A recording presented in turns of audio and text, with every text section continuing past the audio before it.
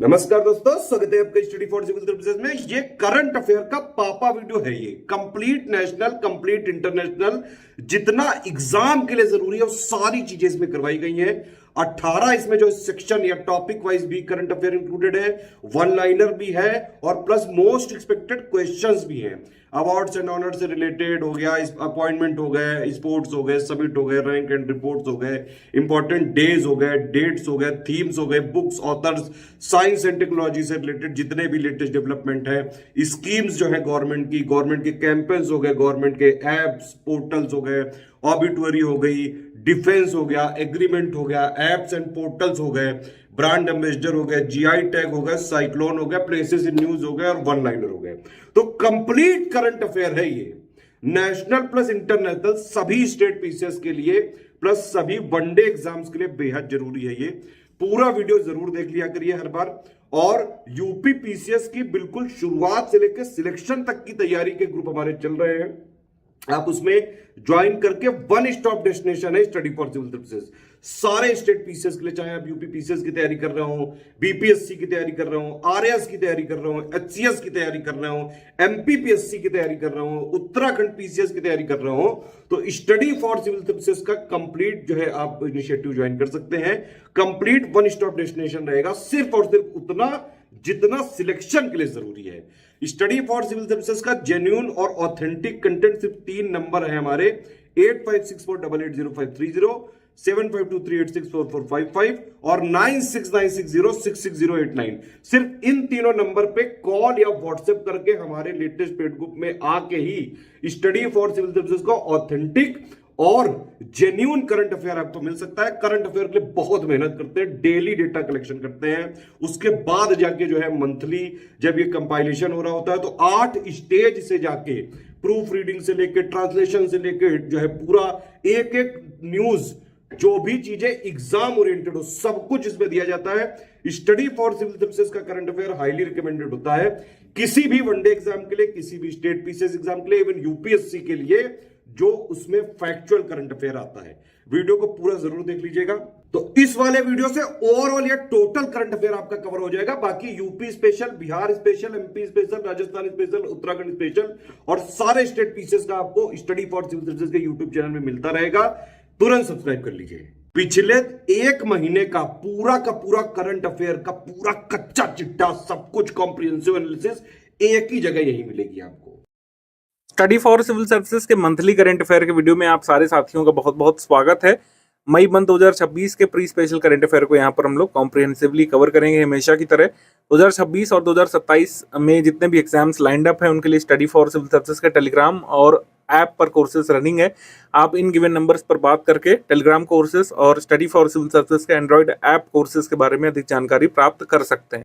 Agreement section पे आ जाते हैं। गुजरात सरकार और एलिगेंस इंटरनेशनल के बीच यहाँ पर समझौता हुआ था गुजरात सरकार और ताइवानी उद्यमों के साथ औद्योगिक सहयोग को बढ़ाने के लिए। तो उद्देश्य क्या है, ये एलिगेंस इंटरनेशनल के साथ समझौता करके कि सानंद धोलेरा रीजन में एक भारत ताइवान औद्योगिक पार्क को विकसित किया जाएगा।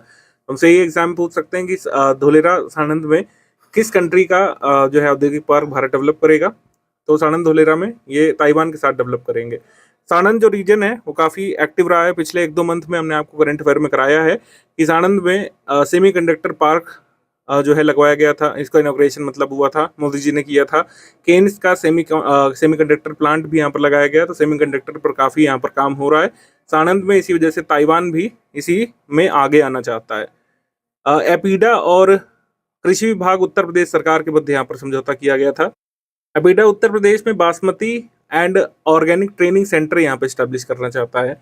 Basmati and organic training centre cum demonstration farm develop किया जाएगा पीलीभीत में, ठीक है, जो 7 एकड़ तक फैला रहेगा। इसी वजह से एपीडा और कृषि विभाग उत्तर प्रदेश सरकार के बीच समझौता किया गया है। पीलीभीत का वन डिस्ट्रिक्ट वन प्रोडक्ट कौन सा है? पीलीभीत का ओडीओपी है फ्लूट एंड वुडन प्रोडक्ट्स, मतलब कास्ट आधारित उत्पाद और बांसुरी। वन डिस्ट्रिक्ट वन प्रोडक्ट है जो है पीलीभीत का। और उत्तर प्रदेश का राइस बाउल किसे कहा जाता है? धान का कटोरा उत्तर प्रदेश का चंदौली को कहते हैं, पीलीभीत को नहीं कहते हैं, ये चीज़ ध्यान रखिएगा। आयुष मंत्रालय और डिजिटल इंडिया भाषणी डिवीजन के बीच यहाँ पर समझौता हुआ है। भाषणी डिवीजन किसके अंतर्गत आता है, ये ध्यान रखिएगा, ministry of electronics and IT के अंतर्गत आता है। तो भाषणी क्या काम है भाई? ये एआई आधारित ट्रांसलेटिंग टूल है, मतलब भाषणी का ओवरऑल कंसर्न किससे, ट्रांसलेशन से। जो हमारे एंशियंट टेक्स्ट हैं, किसी भी सब्जेक्ट से संबंधित हो, हिस्ट्री के हो, मेडिसिन के हो, तो बेसिकली इसमें आयुष आधारित जितने भी पुराने टेक्स्ट हैं उनका ट्रांसलिट्रेशन और ट्रांसलेशन तेजी से करवाना चाहता है आयुष, मिनिस्ट्री ऑफ आयुष। इस वजह से यहाँ पर भाषणी के साथ समझौता हुआ है आयुष मंत्रालय का। डिजिटल भारत निधि और आंध्र प्रदेश सरकार के बीच समझौता हुआ है basically for implementation of amended Bharat net program. Modified Bharat net program Andhra Pradesh में लागू करने के लिए समझौता किया गया है। एक स्टेट लेड मॉडल के तहत रूरल ब्रॉडबैंड कनेक्टिविटी और डिजिटल इंफ्रास्ट्रक्चर को आंध्र प्रदेश में इम्प्रूव किया जाना है। ठीक है, भारत नेट प्रोग्राम के बारे में बात करें तो इसका पहला फेज कब आया था, 2015 में, और इसका अमेंडेड फेज कब आया था, अगस्त 2023 में, याद रखिएगा। भारत फोर्ज और आंध्र प्रदेश सरकार के मध्य यहाँ पर समझौता हुआ है भारत के पहले निजी क्षेत्र के मरीन गैस टरबाइन फैसिलिटी के लिए। India first private sector marine gas turbine facility जो है विशाखापट्टनम में स्टैब्लिश की जाएगी। तो भारत फोर्ज ने आंध्र प्रदेश गवर्नमेंट के साथ यहाँ पर समझौता किया। India first private sector marine gas turbine facility ये कहाँ पर डेवलप की जाएगी, विशाखापट्टनम में। ये लोकेशन ध्यान रखना है। विशाखापट्टनम में कहाँ पर, नेवल डॉकयार्ड, INS एकशिला और कह सकते हैं ईस्टर्न नेवल कमांड का हेडक्वार्टर जहाँ पे, वहीं पर इसको स्टैब्लिश किया जाएगा। ये है India first private sector marine gas turbine facility. Oxford University और सीरम इंस्टीट्यूट ऑफ इंडिया के बीच समझौता हुआ है बेसिकली मलेरिया की वैक्सीन के प्रोडक्शन के लिए। ठीक है, R78C malaria vaccine, next gen malaria vaccine इसको कहा जा रहा है। इसके प्रोडक्शन को बूस्ट करने के लिए सीरम इंस्टीट्यूट ऑफ इंडिया के साथ यूनिवर्सिटी ऑफ ऑक्सफोर्ड ने लाइसेंसिंग समझौता किया है। पिक्सल और सर्वम AI भारत के दो स्टार्टअप्स हैं, ये कुछ बड़ा करने जा रहे हैं। वो बड़ा क्या है, India first orbital data centre satellite को डेवलप करना। इसको लॉन्च करने की योजना है एंड ऑफ 2026 तक positively. India first orbital data centre satellite ये होगा। इसमें इसका वजन रहने वाला है 200 किलोग्राम। पिक्सल जो स्टार्टअप है वो डिज़ाइन करेगा, बिल्ड करेगा, सैटेलाइट को लॉन्च करेगा, ऑपरेट करेगा। इस सैटेलाइट का नाम पाथफाइंडर सैटेलाइट रखा गया है, पाथफाइंडर सैटेलाइट। जबकि सर्वम AI इंफ्रास्ट्रक्चर इस मिशन के लिए डेवलप करने वाला है। तो India first orbital data centre satellite ये होगा। और जो है ये सैटेलाइट ऐसा होगा जो कि AI को प्रोसेस कर सकेगा, मशीन लर्निंग वर्कलोड्स को स्पेस में ले जाकर स्थापित कर सकता है। तो AI कैपेबिलिटीज़ ये सर्वम AI प्रोवाइड करेगा और पिक्सल जो है सैटेलाइट को लॉन्च करेगा, डेवलप करेगा, मैन्युफैक्चर करेगा, ये सब काम पिक्सल करेगा। तो ये दो प्राइवेट स्टार्टअप्स जो है ये करने वाली India first orbital data centre satellite को लॉन्च। आ जाएंगे हम लोग अपॉइंटमेंट सेक्शन पे। निज़ार अमेदी ये इराक के नए प्रेसिडेंट यहाँ पे बने हैं। अब्दुल लतीफ़ राशिद का इन्होंने स्थान ग्रहण किया है। इस्माइल ओमर गुले ये जिबूती के नए प्रेसिडेंट, या फिर कह सकते हैं छठी बार ये पुनर्नियुक्त हुए। और योवेरी मुस्वेनी ये भी युगांडा के नए राष्ट्राध्यक्ष, लगातार 7वीं बार ये बने। ठीक है, इराक के बारे में अगर बात करें तो इराक यहाँ पे है, कैपिटल रहेगी इसकी बगदाद। ठीक है, युगांडा की कैपिटल रहेगी कंपाला और लेक विक्टोरिया को टच करने वाला कंट्री है युगांडा। अगर हम कोस्टारिका को देखें तो हमें साउथ अमेरिका की तरफ जाना पड़ेगा। कोस्टारिका यहाँ पर आप स्पॉट कर सकते हैं और इसकी कैपिटल है सैन जोस। जिबूटी जो देश है वो हॉर्न ऑफ अफ्रीका का पार्ट है। यहाँ पर आप जिबूटी को स्पॉट कर सकते हैं। जिबूटी इसकी कैपिटल भी है। ठीक है, सी जोसेफ विजय ये आपने सोशल मीडिया में काफ़ी नाम सुना होगा, और क्यों ना हो, न्यू चीफ मिनिस्टर बन गए तमिलनाडु के, जो कि एक एक्टर भी हैं। ठीक है, फुल टाइम एक्टिंग छोड़कर इन्होंने पॉलिटिक्स में कदम रखा। 2 साल पहले बनाई गई पार्टी तमिल वेत्री कड़कम, इन्होंने जो है काफ़ी बड़ी विजय हासिल की थी। स्टेट लार्जेस्ट पार्टी यहाँ पर उभरी इलेक्शन में। 234 मेंबर की तमिलनाडु लेजिस्लेटिव असेंबली में 120 MLAs के साथ सरकार बनाई है। जोसेफ विजय ने, गवर्नर राजेंद्र विश्वनाथ आर्लेकर ने इनको शपथ दिलाई है। ये चीज़ ध्यान रखिएगा कि जोसेफ विजय की पार्टी तमिल वेत्री कड़कम को बहुमत नहीं मिला। 108 सीट यहाँ पर TVK ने जीती थी और इन्होंने कई कोलिशन पार्टीज से यहाँ पर मतलब जो है गठबंधन बनाया, छोटी पार्टीज से कोलिशन किया और फाइनली 120 MLAs के साथ सरकार यहाँ पे बनाई है। VD सतीशन केरलाम के नए मुख्यमंत्री 13वें बने थे। पिनराई विजयन अब रिप्लेस हो गए हैं। VD सतीशन अब आप केरला चीफ मिनिस्टर के तौर पर ध्यान रखेंगे। इनको भी शपथ दिलाई थी राज्यपाल राजेंद्र विश्वनाथ आर्लेकर ने। केरला और तमिलनाडु दोनों के राज्यपाल का पदभार देख रहे हैं राजेंद्र विश्वनाथ आर्लेकर, तो इन्होंने VD सतीशन को भी शपथ दिलाई है। शुभेंदु अधिकारी के बारे में बात करें, पश्चिम बंगाल चुनाव में बीजेपी ने मेजॉरिटी हासिल की 207 सीटें और 15 साल से जो TMC काबिज थी सत्ता पर उसको हटा दिया फाइनली। और शुभेंदु अधिकारी बीजेपी के पहले यहाँ पर चीफ मिनिस्टर बने हैं वेस्ट बंगाल में। लेफ्टिनेंट जनरल एनएस राजा सुब्रमणी भारत के नए चीफ ऑफ डिफेंस स्टाफ यहाँ पे नियुक्त हुए हैं। अनिल चौहान का स्थान उन्होंने ग्रहण किया है। चीफ ऑफ डिफेंस स्टाफ की नियुक्ति कैसे होती है और इनकी ड्यूटीज फंक्शंस मेजर क्या क्या है, इससे यूपीएससी सवाल पूछ चुका है। हरियाणा स्टेट पीसीएस में भी आ चुका है, सीजीपीएससी में भी आ चुका है। तो आप ये ध्यान रखिए, सीडीएस को अपॉइंट किया जाता है, कहीं से इलेक्ट नहीं किया जाता। Appointments committee of cabinet chaired by PM के द्वारा इनको अपॉइंट किया जाता है। जो ऑफिसर होंगे चीफ ऑफ डिफेंस स्टाफ, वो आर्मी से हो सकते हैं, इंडियन नेवी से भी हो सकते हैं और एयरफोर्स से भी हो सकते हैं। चीफ ऑफ डिफेंस स्टाफ के फंक्शन क्या है, ये डिपार्टमेंट को हेड करते हैं, department of military affairs in ministry of defence, और इसके सेक्रेटरी के तौर पर भी फंक्शन करते हैं। प्रिंसिपल मिलिट्री एडवाइजर होते हैं रक्षा मंत्री के ट्राई सर्विसेज मैटर पर। ये परमानेंट चेयरपर्सन भी होते हैं चीफ ऑफ स्टाफ कमेटी के। ठीक है, आगे बढ़ते हैं। वाइस एडमिरल कृष्ण स्वामीनाथन ये नौसेना के नए प्रमुख बन गए हैं। चीफ ऑफ नेवल स्टाफ 34वें वाइस एडमिरल कृष्ण स्वामीनाथन। इन्होंने किसको रिप्लेस किया है, श्री दिनेश कुमार त्रिपाठी को। दिनेश कुमार त्रिपाठी अब नेवल चीफ नहीं है।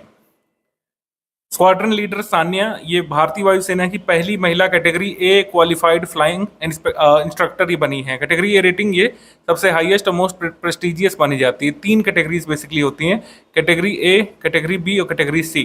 कैटेगरी ए में इंस्ट्रक्टर होते हैं, काफ़ी ट्रेंड इंस्ट्रक्टर्स होते हैं। ठीक है, तो मिलिट्री पायलट्स की सबसे बड़ी पोस्ट ये मानी जाती है। ठीक है, तो Indian air forces first women category A qualified flying instructor. Flying instructors कई सारे पुरुष कैडेट्स बनते रहे हैं, लेकिन पहली बार आईएएफ से कोई महिला जो है फ्लाइंग इंस्ट्रक्टर कैटेगरी ए में क्वालिफाई की है, तो ये हमारे एग्जाम के लिए जरूरी हो सकता है। Saurabh Vijay unique identification authority of India के नए मुख्य कार्यकारी अधिकारी और कह सकते हैं चीफ एग्जीक्यूटिव ऑफिसर सीईओ बने हैं Shri Saurabh Vijay. Unique identification authority of India के चेयरपर्सन ये बन गए हैं नीलकंठ मिश्रा, मतलब नीलकंठ मिश्रा हैं। सीईओ रहेंगे सौरभ विजय, ये ध्यान रखिएगा। 2 अधिकारी इसमें महत्वपूर्ण होते हैं। पीए सुरेश बाबू ये भारतीय नाभिकीय विद्युत निगम लिमिटेड भाविनी कालपक्कम के अध्यक्ष और प्रबंध निदेशक बने हैं, यानी कि managing director plus chairperson of nuclear power corporation of India limited, जिसको भाविनी भी कहा जाता है, कालपक्कम में स्थित है। एनपीसीआईएल के बारे में अभी एक पेपर में वनडे एग्जाम में पूछा गया था कि भारत में न्यूक्लियर रिएक्टर्स के कंस्ट्रक्शन और ऑपरेशन को कौन देखता है, तो उत्तर हो जाएगा एनपीसीआईएल, यानी कि nuclear power corporation of India limited, जो कि एक पब्लिक सेक्टर कंपनी है। डिपार्टमेंट ऑफ एटॉमिक एनर्जी के अंतर्गत एटॉमिक एनर्जी एक्ट के तहत जो है ये फंक्शन करती है, पब्लिक लिमिटेड कंपनी के अंतर्गत। इसका बेसिकली काम क्या है, न्यूक्लियर रिएक्टर्स की कमीशनिंग देखना, उनका ऑपरेशन देखना, बेसिकली डिजाइन कंस्ट्रक्शन, ये सब देखना किसका काम है, एनपीसीआईएल का। तो इसके अध्यक्ष बन गए हैं पीए सुरेश बाबू, अध्यक्ष और प्रबंध निदेशक। Doctor A K Panda steel authority of India limited के नए अध्यक्ष और प्रबंध निदेशक बने हैं। प्रसून जोशी प्रसार भारती के नए अध्यक्ष बन गए हैं। प्रसार भारती के बारे में अगर आप नहीं जानते तो 1997 में स्टैब्लिश हुआ था। ये एक कानून के तहत स्टैब्लिश हुआ था ऑर्गेनाइजेशन प्रसार भारती एक्ट 1990 के तहत। इसके कंपोनेंट्स क्या क्या हैं, वही पॉपुलर हमारे कंपोनेंट्स हैं, जैसे कि दूरदर्शन ये प्रसार भारती का एक इम्पोर्टेंट कंपोनेंट है। AIR ऑल इंडिया रेडियो ये प्रसार भारती के अंतर्गत आने वाले महत्वपूर्ण कंपोनेंट्स हैं। ये इंडिया का लार्जेस्ट पब्लिक ब्रॉडकास्टिंग ऑर्गेनाइजेशन कहा जा सकता है, क्योंकि दूरदर्शन AIR सबसे बड़े ब्रॉडकास्टिंग चैनल्स हैं। ठीक है, रीच या नंबर ऑफ ऑडियंस के मामले में। केसी वेणुगोपाल न्यू चेयरपर्सन बने पब्लिक अकाउंट्स कमेटी के नए अध्यक्ष बने केसी वेणुगोपाल। संजय जायसवाल प्राक्कलन समिति के नए अध्यक्ष बनाए गए हैं, चेयरपर्सन ऑफ एस्टिमेट्स कमेटी। इसमें 30 मेंबर लोकसभा से होते हैं। बैजंत पांडा सार्वजनिक उपक्रमों की समिति के नए अध्यक्ष या चेयरपर्सन बनाए गए हैं। कमिटी ऑन पब्लिक अंडरटेकिंग्स के, इसमें मेंबर किससे कहाँ पे होते हैं, इससे ज़्यादा सवाल बनते हैं। 15 मेंबर्स फ्रॉम लोकसभा और 7 मेंबर फ्रॉम राज्यसभा। फगन सिंह कुलस्ते अनुसूचित जाति और अनुसूचित जनजाति कल्याण समिति के अध्यक्ष बने हैं। इसमें 20 मेंबर लोकसभा से 10 राज्यसभा से होते हैं। राघव चड्ढा राज्यसभा की याचिका समिति या chairperson of Rajya Sabha petition committee ये बना दिए गए हैं। डॉक्टर दगुबाती पुरंदेश्वरी भाजपा सांसद जो हैं महिला सशक्तिकरण समिति के अध्यक्ष ये बना दिए गए हैं। इसमें लोकसभा के 18 सदस्य, राज्यसभा के 10 सदस्य इसमें शामिल किए गए हैं। ठीक है, आगे बढ़ते हैं। आर मुकुंदन भारतीय उद्योग परिसंघ कन्फेडरेशन ऑफ इंडियन इंडस्ट्रीज के नए अध्यक्ष बन गए हैं। आशुतोष गोवारिकर 57 में भारतीय अंतर्राष्ट्रीय फिल्म महोत्सव के महोत्सव निदेशक ही बनाए गए हैं। ये नवंबर में होना है गोवा में, 57th international film festival of India, इसकी बात हम करेंगे। लेकिन ये पूछा जा सकता है अभी, क्योंकि अनाउंसमेंट हो चुका है कि आशुतोष गोवारिकर तो पॉपुलर डायरेक्टर हैं, एक्टर भी हैं, कुछ वेब सीरीज में इन्होंने काम किया है, तो ये बन गए हैं festival director 57th international film festival of India के। तुषार कुमार हरियाणा से, भारतीय मूल के, ब्रिटेन के सबसे युवा भारतीय मूल के मेयर ही बने थे। पूर्वी इंग्लैंड के एल्स्ट्री और बोरहमवुड टाउन काउंसिल का मेयर इनको चुना गया था। ठीक है, ब्रिटेन के सबसे युवा 23 वर्षीय भारतीय मूल के मेयर। क्यू मणिवणन, ये एंथ्रोपोलॉजिस्ट, ये मेंबर चुने गए थे स्कॉटिश पार्लियामेंट में। क्यू मणिवणन स्कॉटिश संसद में स्कॉटिश ग्रीन्स की ओर से एडिनबर्ग और लोथियंस ईस्ट क्षेत्रीय सोची सीट पर इन्होंने विजय प्राप्त की थी, और स्कॉटलैंड में चुनाव लड़ने वाले, संसद पहुंचने वाले पहले नॉन बाइनरी व्यक्ति ये बने हैं। इनके रूट्स कहाँ से? तमिलनाडु से। इनके नाम से आपको पता चल रहा है कि कहीं ना कहीं इनका जुड़ाव कहाँ से? तमिलनाडु, भारत से। श्रेयस अय्यर जो क्रिकेटर हैं, ब्रांड एम्बेसडर बन गए हैं F1 इवेंट्स के भारत में। F1 SIM racing India open में ब्रांड एम्बेसडर ही बन गए हैं। आ जाएंगे अवार्ड्स एंड ऑनर्स के सेक्शन पर। Business reformer of the year का पुरस्कार मिला है चंद्रबाबू नायडू को, सीएम ऑफ आंध्र प्रदेश को। द इकोनॉमिक टाइम्स के द्वारा पुरस्कार दिया गया है, इकोनॉमिक टाइम्स पब्लिकेशन के द्वारा इनको पुरस्कार दिया गया है। ठीक है, स्पीड ऑफ डूइंग बिजनेस के लिए और स्पीड ऑफ डिलीवरिंग गवर्नेंस के लिए। आगे है गोडार्ड एस्ट्रोनॉटिक्स पुरस्कार, ये चंद्रयान 3 मिशन को मिला है, American institute of aeronautics and astronautics के लिए की तरफ से गोडार्ड एस्ट्रोनॉटिक्स पुरस्कार चंद्रयान 3 मिशन को। ठीक है, ये हाईएस्ट ऑनर दिया जाता है इस ऑर्गेनाइजेशन के द्वारा in the field of space science and space mission. Space science और स्पेस मिशन में अचीवमेंट के लिए ये पुरस्कार दिया जाता है। 5वां लता दीनानाथ मंगेशकर पुरस्कार कैलाश सत्यार्थी को मिला है, इंडियन चाइल्ड राइट्स एक्टिविस्ट। ठीक है, कैलाश सत्यार्थी ने 2014 में पीस कैटेगरी में नोबेल पुरस्कार जीता था, ज्वाइंटली मलाला यूसुफजई के साथ। 2026 कैम्ब्रिज डेडिकेटेड टीचर पुरस्कार साउथ एशिया क्षेत्रीय विजेता बनी थी सोमा मंडल। सोमा मंडल ये टीचर हैं गोयनका पब्लिक स्कूल दिल्ली से, और साउथ एशिया रीजनल विनर ये रही थी, मतलब अलग अलग रीजन से अलग अलग विनर चुने गए थे। सोमा मंडल भारत से या साउथ एशिया रीजन से कैम्ब्रिज डेडिकेटेड टीचर्स अवार्ड में चुनी गई थी for raising awareness among students about environment, increasing there participation against climate change and teaching climate focused curriculum. जलवायु केंद्रित पाठ्यक्रम पढ़ाने के लिए इनको पुरस्कार दिया गया बच्चों को। गिलर्मो कैनो प्रेस फ्रीडम पुरस्कार ये मई मंथ में आ जाया करता है, इस बार मिला है सूडान के जर्नलिस्ट सिंडिकेट को, सूडान पत्रकार संघ को ये पुरस्कार मिला है यूनेस्को की तरफ से। प्रेस फ्रीडम इंडेक्स के साथ प्रेस फ्रीडम अवार्ड भी जारी किया जाता है मई मंथ में। गिलर्मो कैनो प्रेस फ्रीडम पुरस्कार 2026 मिला है सूडान के पत्रकार या पत्रकारिता संघ को।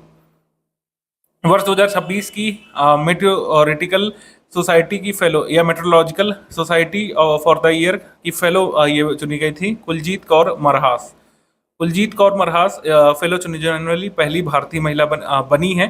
इससे पहले पुरुष चुने जा चुके हैं, जैसे JN गोस्वामी चुने जा चुके हैं, देवेंद्र लाल चुने जा चुके हैं भारत से, लेकिन पहली महिला भारतीय ये बनी है इस पुरस्कार के प्राप्तकर्ता कुलजीत कौर मरहास। ये पुरस्कार मेट्रोलॉजिकल सोसाइटी की तरफ से दिया जाता है ग्रह विज्ञान में असाधारण योगदान के लिए, कॉस्मो केमिस्ट्री और ग्रह विज्ञान में असाधारण योगदान के लिए। तीसरी भारतीय, कुल मिलाकर पहली भारतीय महिला इस अवार्ड की अवार्डी बनी है मेट्रोलॉजिकल सोसाइटी की फेलो। लंदन रॉयल सोसाइटी के फेलो जो चुने गए रॉयल सोसाइटी की तरफ से, इसमें भारतीयों का नाम खाली देखें हम लोग। प्रोफेसर मनीन्द्र अग्रवाल IIT कानपुर के निदेशक और कंप्यूटर वैज्ञानिक, डॉक्टर सौम्या स्वामीनाथन WHO की पूर्व मुख्य वैज्ञानिक रह चुकी 2 भारतीयों को इस बार चुना गया है। ठीक है, एक्चुअली ये पिता पुत्र मतलब ये कह सकते हैं भारत की पहली पिता पुत्री की जोड़ी है जिन्होंने पुरस्कार जीता है। सौम्या स्वामीनाथन किसकी बेटी हैं? MS स्वामीनाथन की। तो MS स्वामीनाथन भी चुने जा चुके हैं रॉयल सोसाइटी के फेलो, और ये भी बन गई सौम्या स्वामीनाथन। तो इस तरीके से भारत की पहली पिता पुत्री की जोड़ी है जो ये रॉयल सोसाइटी की फेलो बनी है। मनीन्द्र कुमार अग्रवाल से इसको नहीं जोड़िएगा, मनीन्द्र कुमार अग्रवाल अलग हैं। ठीक है, सौम्या स्वामीनाथन गगनदीप कंग के बाद दूसरी भारतीय महिला हैं जिन्हें रॉयल सोसाइटी की फेलोशिप ये मिली है। ये इंपॉर्टेंट है। आगे है UN military gender advocate of the year का पुरस्कार, ये भी इंपॉर्टेंट है। ये मिला है मेजर अभिलाषा बाराक को। मेजर अभिलाषा बाराक भारतीय सेना की पहली महिला लड़ाकू हेलीकॉप्टर भी हैं, और तीसरी भारतीय पीस कीपर ये बन गई जिनको पुरस्कार मिला है। यूएन पीस कीपिंग मिशन के तहत ये दिया जाता है। Military affairs with in department of United Nations peace keeping operations की तरफ से पुरस्कार दिया जाता है। UN military gender advocate of the year 2025 का पुरस्कार भारतीय सेना से मेजर अभिलाषा बराक को। आगे बढ़ते हैं। Royal order of the polar star degree commander grand cross, प्रधानमंत्री जी को पुरस्कार विक्टोरिया मतलब प्रिंसेस विक्टोरिया जो कि स्वीडन की क्राउन प्रिंसेस है उनकी तरफ से मिला है। Royal order of the polar star degree commander grand cross Sweden का हाईएस्ट ऑनर है फॉरेन हेड्स ऑफ गवर्नमेंट के लिए, यानी कि विदेशी सरकारों के प्रमुखों को दिया जाने वाला स्वीडन का सर्वोच्च पुरस्कार ये है। ठीक है, royal order of the polar star. Agricola medal ये प्रधानमंत्री जी को दिया गया था एफएओ की तरफ से। FAO food and agricultural organisation जो कि यूएन का एक संस्थान है। एग्रीकोला मेडल ये प्रधानमंत्री जी को दिया गया था फॉर इस exceptional leadership in the field of food security, sustainable agriculture and rural development in India and globally. इनको ये पुरस्कार एफएओ के डायरेक्टर जनरल डॉक्टर क्यू डोंक्यू की तरफ से दिया गया था। Grand cross of the royal Norwegian order of merit ये पुरस्कार प्रधानमंत्री जी को दिया गया था उनकी नॉर्वे की विजिट के दौरान। हेरोल्ड फिफ्थ जो किंग ऑफ नॉर्वे इस समय, उनकी तरफ से पुरस्कार दिया गया था प्रधानमंत्री को। उनके कार्यकाल में ये 32वां अंतर्राष्ट्रीय सम्मान मिला था नॉर्वे के। इसमें मतलब कह सकते हैं इस पुरस्कार को अगर काउंट कर लें तो ये 32वां था, मतलब 32 देशों का अंतर्राष्ट्रीय सम्मान मोदी जी को मिल चुका है। नॉर्वे तक अगर हम काउंट करें, ये संख्या लगातार वो बढ़ाते जा रहे हैं अलग अलग देशों को विजिट करके। आगे है विटली अवार्ड। विटली अवार्ड को ग्रीन ऑस्कर के नाम से जाना जाता है। इसमें कई सारे लोगों को दिया गया है विश्व में, लेकिन मैं केवल भारतीयों को रिकमेंड करूंगा कि जिन जिन भारतीयों को मिला है। और ये विटले गोल्ड अवार्ड जो है ये देख लीजिएगा, ये बड़ा अवार्ड है। विटले पुरस्कार विटले फंड फॉर नेचर के द्वारा दिया जाता है, इसको ग्रीन ऑस्कर भी बोलते हैं। तो परवीन शेख भारत से ये चुने गए हैं। परवीन शेख भारत से। Skimmer guardians protecting riverine birds and their habitat जो है इनको कहा गया है। Barkha Subba survivor of the lost world saving the Himalayan salamander and its wetland, मतलब इनके अचीवमेंट्स या फिर इनके योगदान के बारे में लिखा है। ठीक है, विटले गोल्ड पुरस्कार ये फरवीजा फरहान और हाका जो इंडोनेशिया से हैं उनको पुरस्कार दिया गया है। ठीक है, तो भारतीय कौन कौन है? परवीन शेख और बरखा सुब्बा, इनका नाम ध्यान रखिएगा। विटले गोल्ड पुरस्कार इंडोनेशिया के लोगों को मिला है, फरवीजा फरहान और हाका।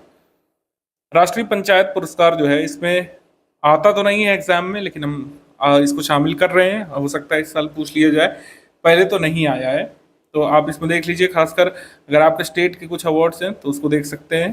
ठीक है, स्टेट के अवार्ड हैं नहीं ज़्यादातर, मतलब उत्तर प्रदेश की किसी पंचायत को नहीं इसमें सम्मानित किया गया है। सर्वश्रेष्ठ ग्राम पंचायत श्रेणी में द्वितीय पुरस्कार टेलकप ग्राम पंचायत रोहतास ब्लॉक से रोहतास बिहार को मिला है। तो बीपीएससी के लिए इंपॉर्टेंट हो सकता है। बीपीएससी पीटी जो इस साल होने वाला है उसके लिए जरूरी हो सकता है, अदर एग्जाम्स में नहीं रहेगा जरूरी। और सर्वश्रेष्ठ ग्राम पंचायत श्रेणी में तृतीय पुरस्कार नानाजी देशमुख सर्वोच्च पंचायत सतत विकास पुरस्कार में बिरहारू ग्राम पंचायत सयान ब्लॉक आगरा को मिला उत्तर प्रदेश से। इसको आप नोट कर सकते हैं यूपी के एग्जाम्स के लिए, आने वाले एग्जाम्स के लिए। ठीक है, इतना जरूरी रहेगा। ये फर्स्ट कैटेगरी चाहे तो स्किप कर सकते हैं, जहाँ जहाँ पर आपके स्टेट का नाम मेंशन है उसको देख सकते हैं आप। ठीक है, इसको अगर हम एक बार रिव्यू करेंगे तो इसको नोट से हटा भी देंगे, ये ज़रूरी नहीं रहेगा। जहाँ जहाँ पर उत्तर प्रदेश या बिहार के किसी ग्राम पंचायत को पुरस्कृत किया गया वो इम्पोर्टेंट रहेगा, जैसे यहाँ पर। ठीक है, बेस्ट ग्राम पंचायत कैटेगरी में second prize Nanaji Deshmukh sustainable development award में, और थर्ड प्राइज बेस्ट ग्राम पंचायत कैटेगरी में उत्तर प्रदेश के इस बिरहारू ग्राम पंचायत को आप ध्यान रख सकते हैं। पुलित्जर पुरस्कार ये भी मई मंथ में अनाउंस होने वाले पुरस्कार हैं, और कई बार एग्जाम्स में इससे सवाल आ जाते हैं। लास्ट ईयर भी आया था।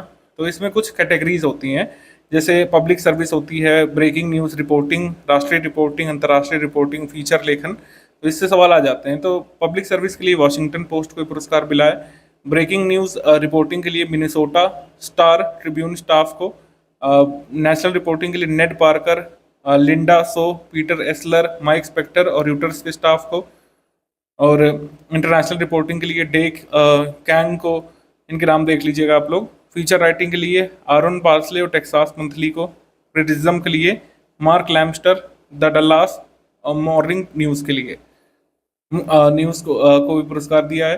इलस्ट्रेटेड रिपोर्टिंग और कमेंट्री के लिए आनंद आर के और सुपर्णा शर्मा, ये इंडियन है, इनका नाम जरूर ध्यान रखिएगा ध्यान से। कहीं पर भी इंडियन को कोई पुरस्कार मिल रहा है, चाहे यहाँ पर चाहे विदेश में, वो जरूरी है। भले ही ये लोग मतलब वैसे नागरिकता से इंडियन ना हो, लेकिन इंडियन रूट्स के भी हैं तो भी ये पुरस्कार जरूरी रहेगा। हिस्ट्री के लिए जिल लेपर को, जिल लेपर और लिवराइट को, और बायोग्राफी के लिए अमेंडा वेल को, इनकी बायोग्राफी का नाम ही लिखा हुआ है, इसको भी देख लीजिएगा। पोइट्री के लिए जूलियाना स्फार को, और स्पेशल कमेंडेशन अवार्ड जूली के ब्राउन को। आगे बढ़ते हैं बुक्स एंड ऑथर में।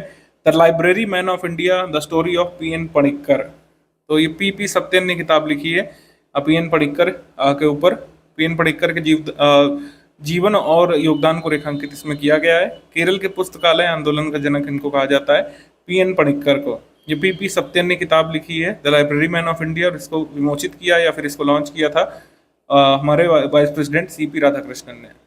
आगे बढ़ते हैं। The bench, the bar and the bizarre, और the lawful and the awful, ये दो किताब सॉलिसिटर जनरल तुषार मेहता ने लिखी है। तुषार मेहता ने, गृह मंत्री ने इन किताबों का विमोचन किया है। The bench, the bar and the bizarre, the lawful and awful, ये दो अलग अलग किताबें हैं। इसको लिखा है solicitor general of India Tushar Mehta ने। अपनापन, ये शिवराज सिंह चौहान जो केंद्रीय कृषि मंत्री हैं, लंबे समय तक मध्य प्रदेश के मुख्यमंत्री रहे हैं, ये उनकी लिखी गई किताब है। अपनापन, इन्होंने पीएम मोदी जी के साथ जो कुछ भी सीखा है या फिर उनका जैसा एक्सपीरियंस उनके प्रति रहा है वो इन्होंने लिखा है, अपनापन। डे डेट्स थीम में सबसे पहले आ जाते हैं इंटरनेशनल लेबर डे पर। इसे मई दिवस भी बोलते हैं। पहला मजदूर दिवस 1 मई 1923 को चेन्नई में मनाया गया था। मई दिवस समारोह में लेबर किसान पार्टी ऑफ हिंदुस्तान की स्थापना हुई थी, जिसके फाउंडर हैं Singaravelu Chettiar. Ensuring a healthy psycho social working environment ये थीम थी। महाराष्ट्र और गुजरात का जो स्थापना दिवस है वो 1 मई को होता है। महाराष्ट्र और गुजरात का दिवस मनाया जाता है 1 मई को, क्योंकि बॉम्बे पुनर्गठन अधिनियम पारित किया गया था। बॉम्बे राज्य को 2 भागों में बांट दिया गया था, महाराष्ट्र और गुजरात, 2 अलग अलग राज्य यहाँ पे बने थे। वर्ल्ड ट्यूना डे ये 2 मई को होता है। अंतर्राष्ट्रीय खगोल विज्ञान दिवस, एस्ट्रोनॉमी डे, ये 2 मई को होता है। वर्ल्ड प्रेस फ्रीडम डे ये 3 मई को होता है, जब प्रेस फ्रीडम इंडेक्स जारी किया जाता है। और गिलर्मो कैनो प्रेस फ्रीडम पुरस्कार भी अनाउंस होता है। Shaping a future at peace, ये इस बार थीम थी, shaping a future at peace. अंतर्राष्ट्रीय तेंदुआ दिवस, लेपर्ड डे, ये 3 मई को होता है। विश्व हाथों की स्वच्छता दिवस, ये 5 मई को होता है। ठीक है। एक्शन सेव्स लाइफ इस बार थीम थी। इंटरनेशनल डे ऑफ मिडवाइफ, ये 5 मई को होता है। 1 मिलियन मोर मिडवाइफ्स इस बार थीम थी। वर्ल्ड अस्थमा डे, ये 5 मई 2026 को होता है। Make inhaled treatment accessible for all, ये थीम थी। एथलेटिक्स डे, ये 7 मई को होता है। थैलेसीमिया दिवस, ये 8 मई को होता है। हिडन नो मोर, ये इस बार थीम थी, हिडन नो मोर। थैलेसीमिया के बारे में बात करें तो एक जेनेटिक डिसीज है, ध्यान रखिएगा, अनुवांशिक बीमारी है। इसमें बेसिकली क्या होता है कि बॉडी हमारी हीमोग्लोबिन नहीं बना पाती है, जितना haemoglobin normal functioning of body के लिए चाहिए वो नहीं बन पाता है। तो आरबीसी क्या करते हैं, हमारे आरबीसी ऑक्सीजन ट्रांसपोर्ट नहीं कर पाते, और ऑक्सीजन ट्रांसपोर्ट नहीं होगा तो हमेशा व्यक्ति थका हुआ महसूस करेगा, खुद को एनर्जी नहीं फील करेगा, एक क्रोनिक थकान आप फील करेंगे हीमोग्लोबिन की कमी से। आरबीसी जब ऑक्सीजन ट्रांसपोर्ट आपकी बॉडी और ऑर्गन्स तक नहीं कर पाएंगे तो ये थैलेसीमिया किस कारण होता है, एक जेनेटिक डिसीज है, मतलब कोई एक्सीडेंट से नहीं होता, ना ही किसी चीज़ की कमी से होता है। आपके पेरेंट्स के जो डीएनए में से म्यूटेशन हो जाता है, उसके कारण से ये होता है। इसके अगर ट्रीटमेंट या फिर अगर हम बात करें इसके इलाज की बात करें तो इलाज अभी भी कोई पॉपुलर नहीं है, लेकिन इसमें बोन मैरो ट्रांसप्लांट होता है। बोन मैरो ट्रांसप्लांट और स्टेम सेल ट्रांसप्लांट जैसी विधियां होती है, लेकिन ये काफ़ी महंगा होता है और इतना पॉपुलर अभी भी भारत में नहीं है। काफ़ी बड़े आदमी ही इसको अफोर्ड कर सकते हैं। ठीक है। तो भारत रेयर डिसीजेस प्रोग्राम चलाती है। रेयर डिसीज पॉलिसी के अंतर्गत 50 लाख रुपए तक की सहायता हालांकि अब अप्रूव कर दी गई है। इसको रेयर डिसीजेस की कैटेगरी में रखा जाता है। अगर हम राष्ट्रीय प्रौद्योगिकी दिवस के बारे में बात करें, नेशनल टेक्नोलॉजी डे 11 मई को मनाया जाता है।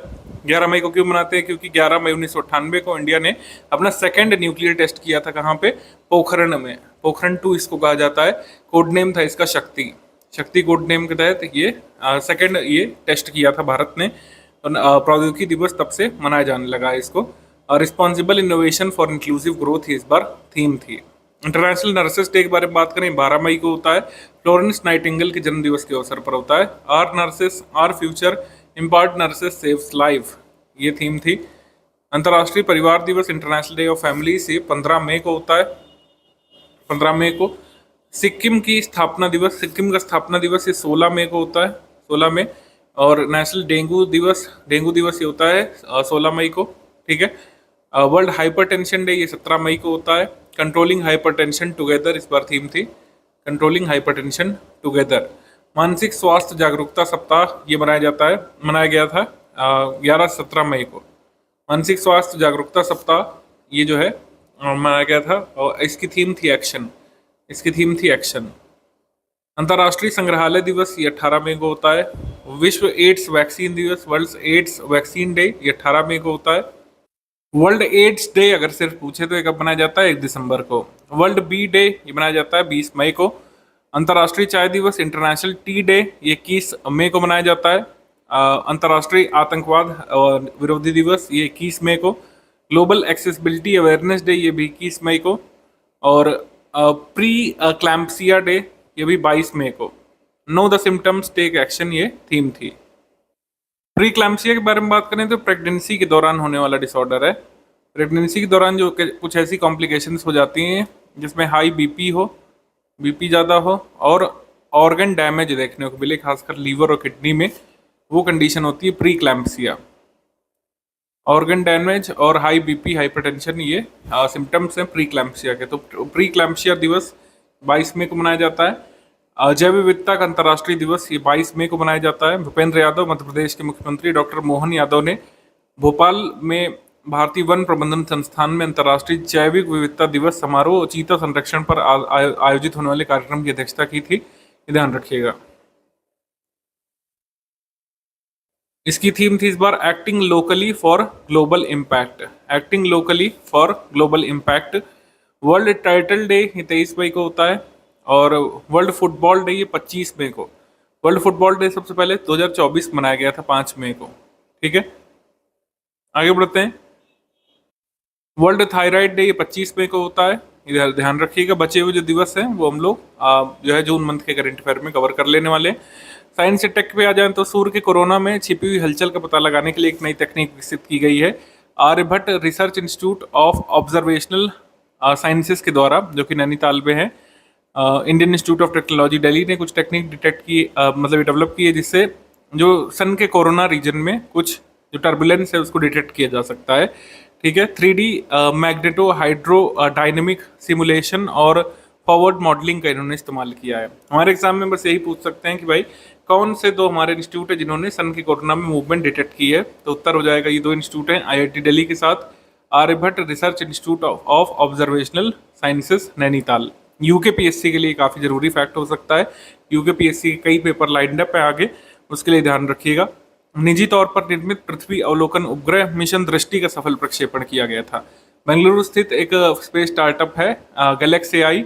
इसने कैलिफोर्निया के वेडनबर्ग स्पेस फोर्स बेस से स्पेसएक्स फाल्कन 9 रॉकेट के माध्यम से भारत का अब तक का सबसे बड़ा निजी तौर पर निर्मित पृथ्वी अवलोकन उपग्रह मिशन दृष्टि इसको लॉन्च किया था। मिशन दृष्टि, इस उपग्रह का वजन कितना है? 190 किलोग्राम है। यह विश्व का पहला ऑप्टोसार सैटेलाइट है, यानी कि वर्ल्ड्स फर्स्ट ऑप्टोसार सैटेलाइट। ये सैटेलाइट इलेक्ट्रो ऑप्टिकल यानी कैमरा और synthetic aperture radar SAR sensor को सिंगल प्लेटफॉर्म पर यूज करता है, इसी वजह से इसको ऑप्टोसार सैटेलाइट कहा जा रहा है।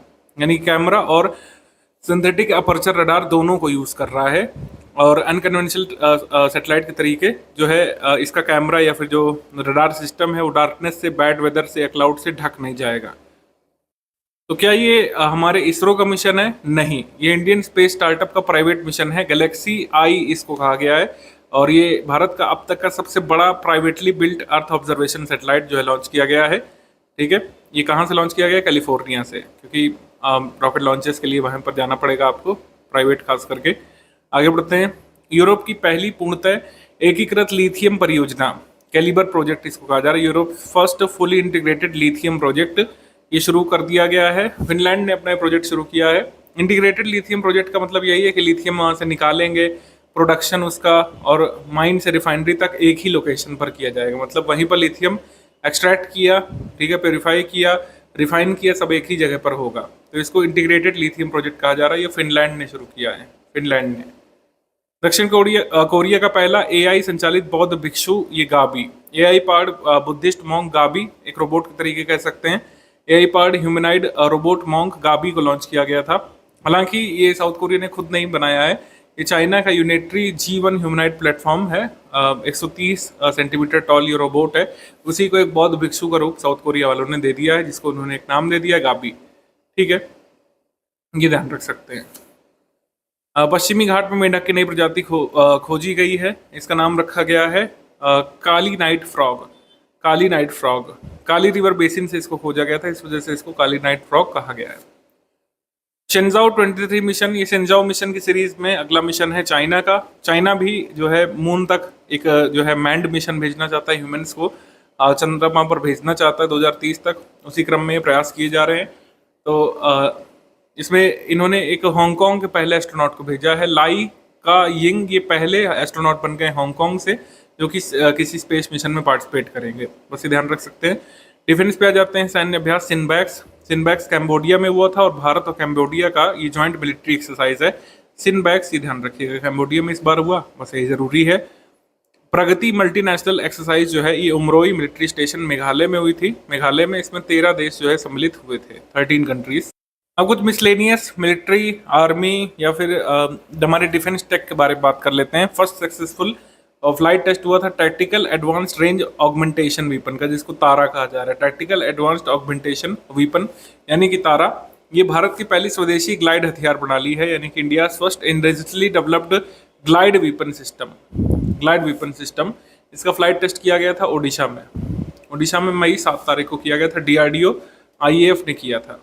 डीआरडीओ और आईएएफ ने किया था तारा वेपन, जो कि India first indigenously developed glide weapon system है, इसको टेस्ट किया था।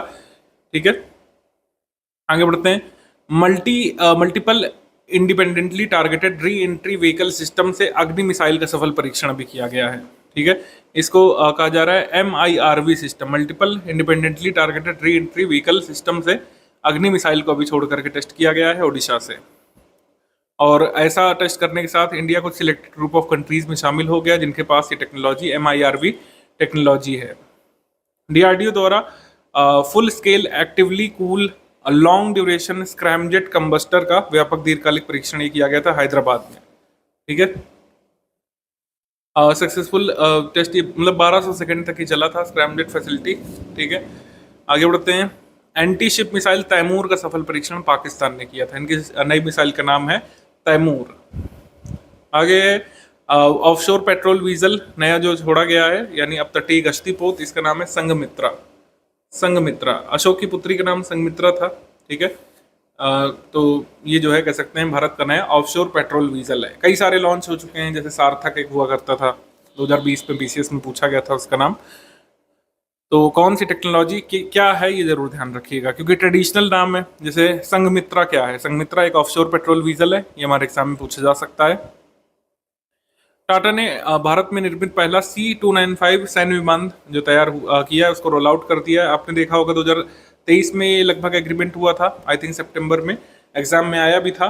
ठीक है, वडोदरा स्थित टाटा एडवांस सिस्टम और एयरबस जो कि स्पेन की कंपनी है, उसके साथ मेड इन इंडिया एयरबस 295 सैन्य परिवहन विमान ये जो बना रहे थे वो तैयार हो चुका है। भारत स्पेन से कुल 56 C295 विमान के लिए एग्रीमेंट कर चुका है। 16 विमान स्पेन से बन करके यहाँ पर आएंगे, जबकि 40 विमानों को वडोदरा में इसी फैसिलिटी में बनाया जाएगा, वहाँ के लोग बनाएंगे। ठीक है, और जो भारत एवरो विमान यूज़ करता है, एवरो एयरक्राफ्ट यूज़ करता है, इसको ये C295 नए विमान रिप्लेस कर लेंगे। ठीक है, कच्चे और छोटे रनवे पर उतरने सैनिकों और भारी सामान को ले जाने के लिए आपातकालीन राहत सामग्री पहुंचाने में पूरी तरीके से सक्षम है ये Airbus 295 military transport aircraft. Spain के साथ भारत का ये पैक्ट है।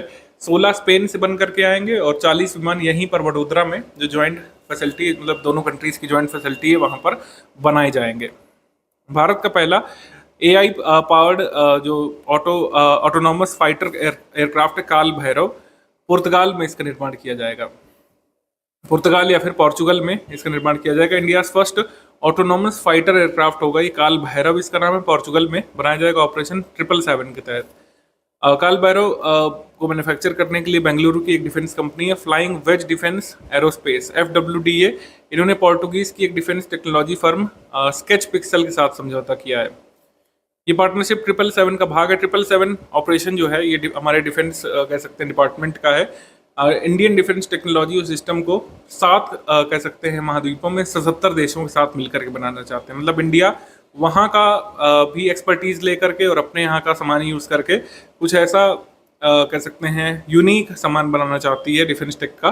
ठीक है, तो स्केच पिक्सल जो है ये simulation technology, AI integration, communication system हमारे जहाज के लिए तैयार करेगा। बाकी जहाज बनेगा यहीं पर। ठीक है, मतलब बनेगा पोर्चुगल में, वो लोग यहाँ पर जहाज को इस तरीके से डेवलप करेंगे। ठीक है, 3,000 किलोमीटर की रेंज होगी और 30 घंटे तक लगातार उड़ने में काल भैरव जहाज सक्षम होगा। ये India first AI powered autonomous fighter aircraft होगा। ये चीज ध्यान रखना है, इसका नाम क्या होगा, काल भैरव होगा। काफी यूनिक नाम है। और ये किस देश के साथ सहयोग से हम बनाएंगे, पोर्चुगल। और उस फर्म का नाम क्या है, पोर्चुगल की फर्म का स्केच पिक्सल। यही सब एग्जाम में पूछा जा सकता है। देश का पहला 300 किलोमीटर रेंज वाला रॉकेट प्रक्षेपण सिस्टम सूर्यास्त्र, इसको लॉन्च कर दिया गया है। क्या नाम है, सूर्यास्त्र। रक्षा मंत्री जी ने महाराष्ट्र के शिरडी में इसको लॉन्च किया था। पहली स्वदेशी 300 किलोमीटर तक क्षमता तक मार करने वाली सार्वभौमिक रॉकेट प्रक्षेपण प्रणाली सूर्यास्त्र को लॉन्च कर दिया गया है। ये indigenously developed universal all purpose multi calibre rocket launcher system होगा, जो कि एनिमी को टारगेट कर सकता है 300 किलोमीटर की रेंज तक।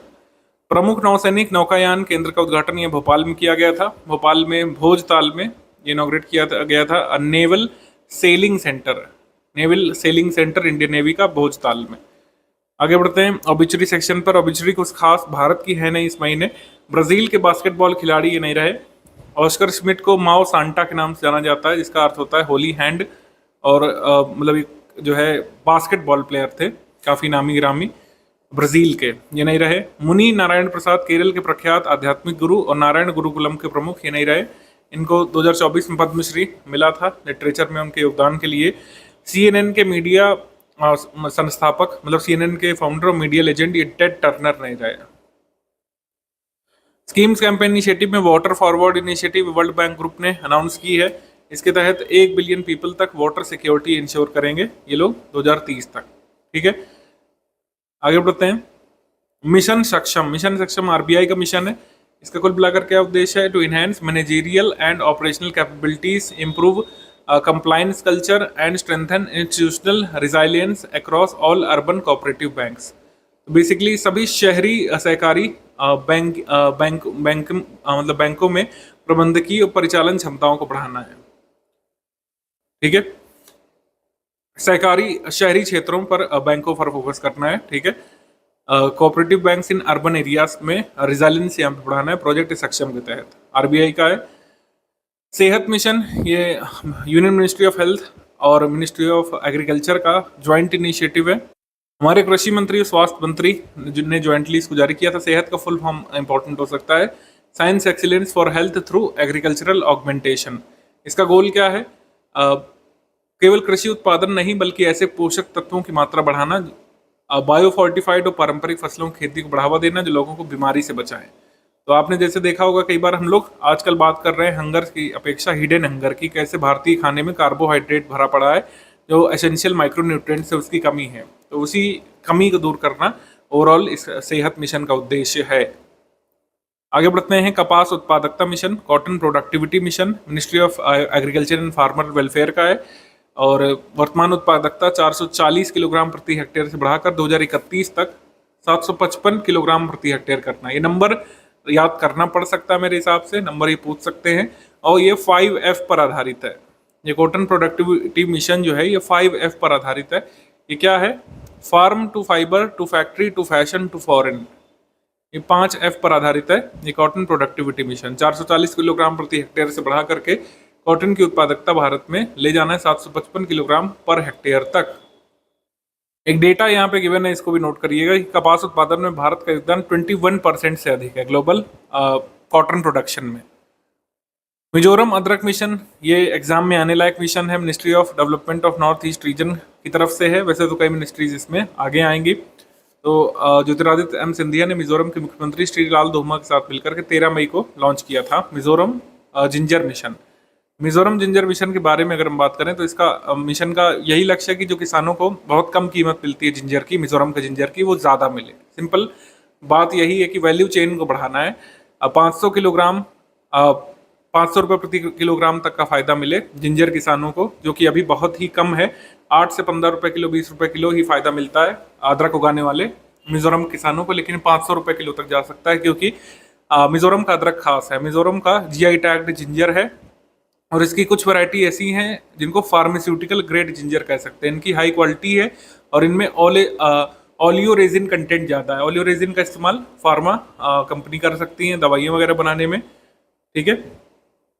तो मेडिसिनल वैल्यू है मिजोरम के जिंजर की, और इस वजह से जो है इसकी मतलब कह सकते हैं कीमत ज़्यादा होनी चाहिए इंटरनेशनल मार्केट में। कीमत कैसे मिलेगी उसी को लेकर के ये मिशन है। तो मिजोरम के जिंजर में क्या पाया जाता है, ओलियो रेजिन की मात्रा ज़्यादा होती है, 6 से 8% होती है, जो कि अन्य तरीके के जिंजर में नहीं होती है। यही खास बात है मिजोरम की अदरक की। तो मिजोरम के जिंजर को प्रमोट करने के लिए मिशन है, और नीति आयोग ने डिक्लेयर भी किया है मिजोरम को जिंजर कैपिटल ऑफ इंडिया, तो ये भी ध्यान रखिएगा।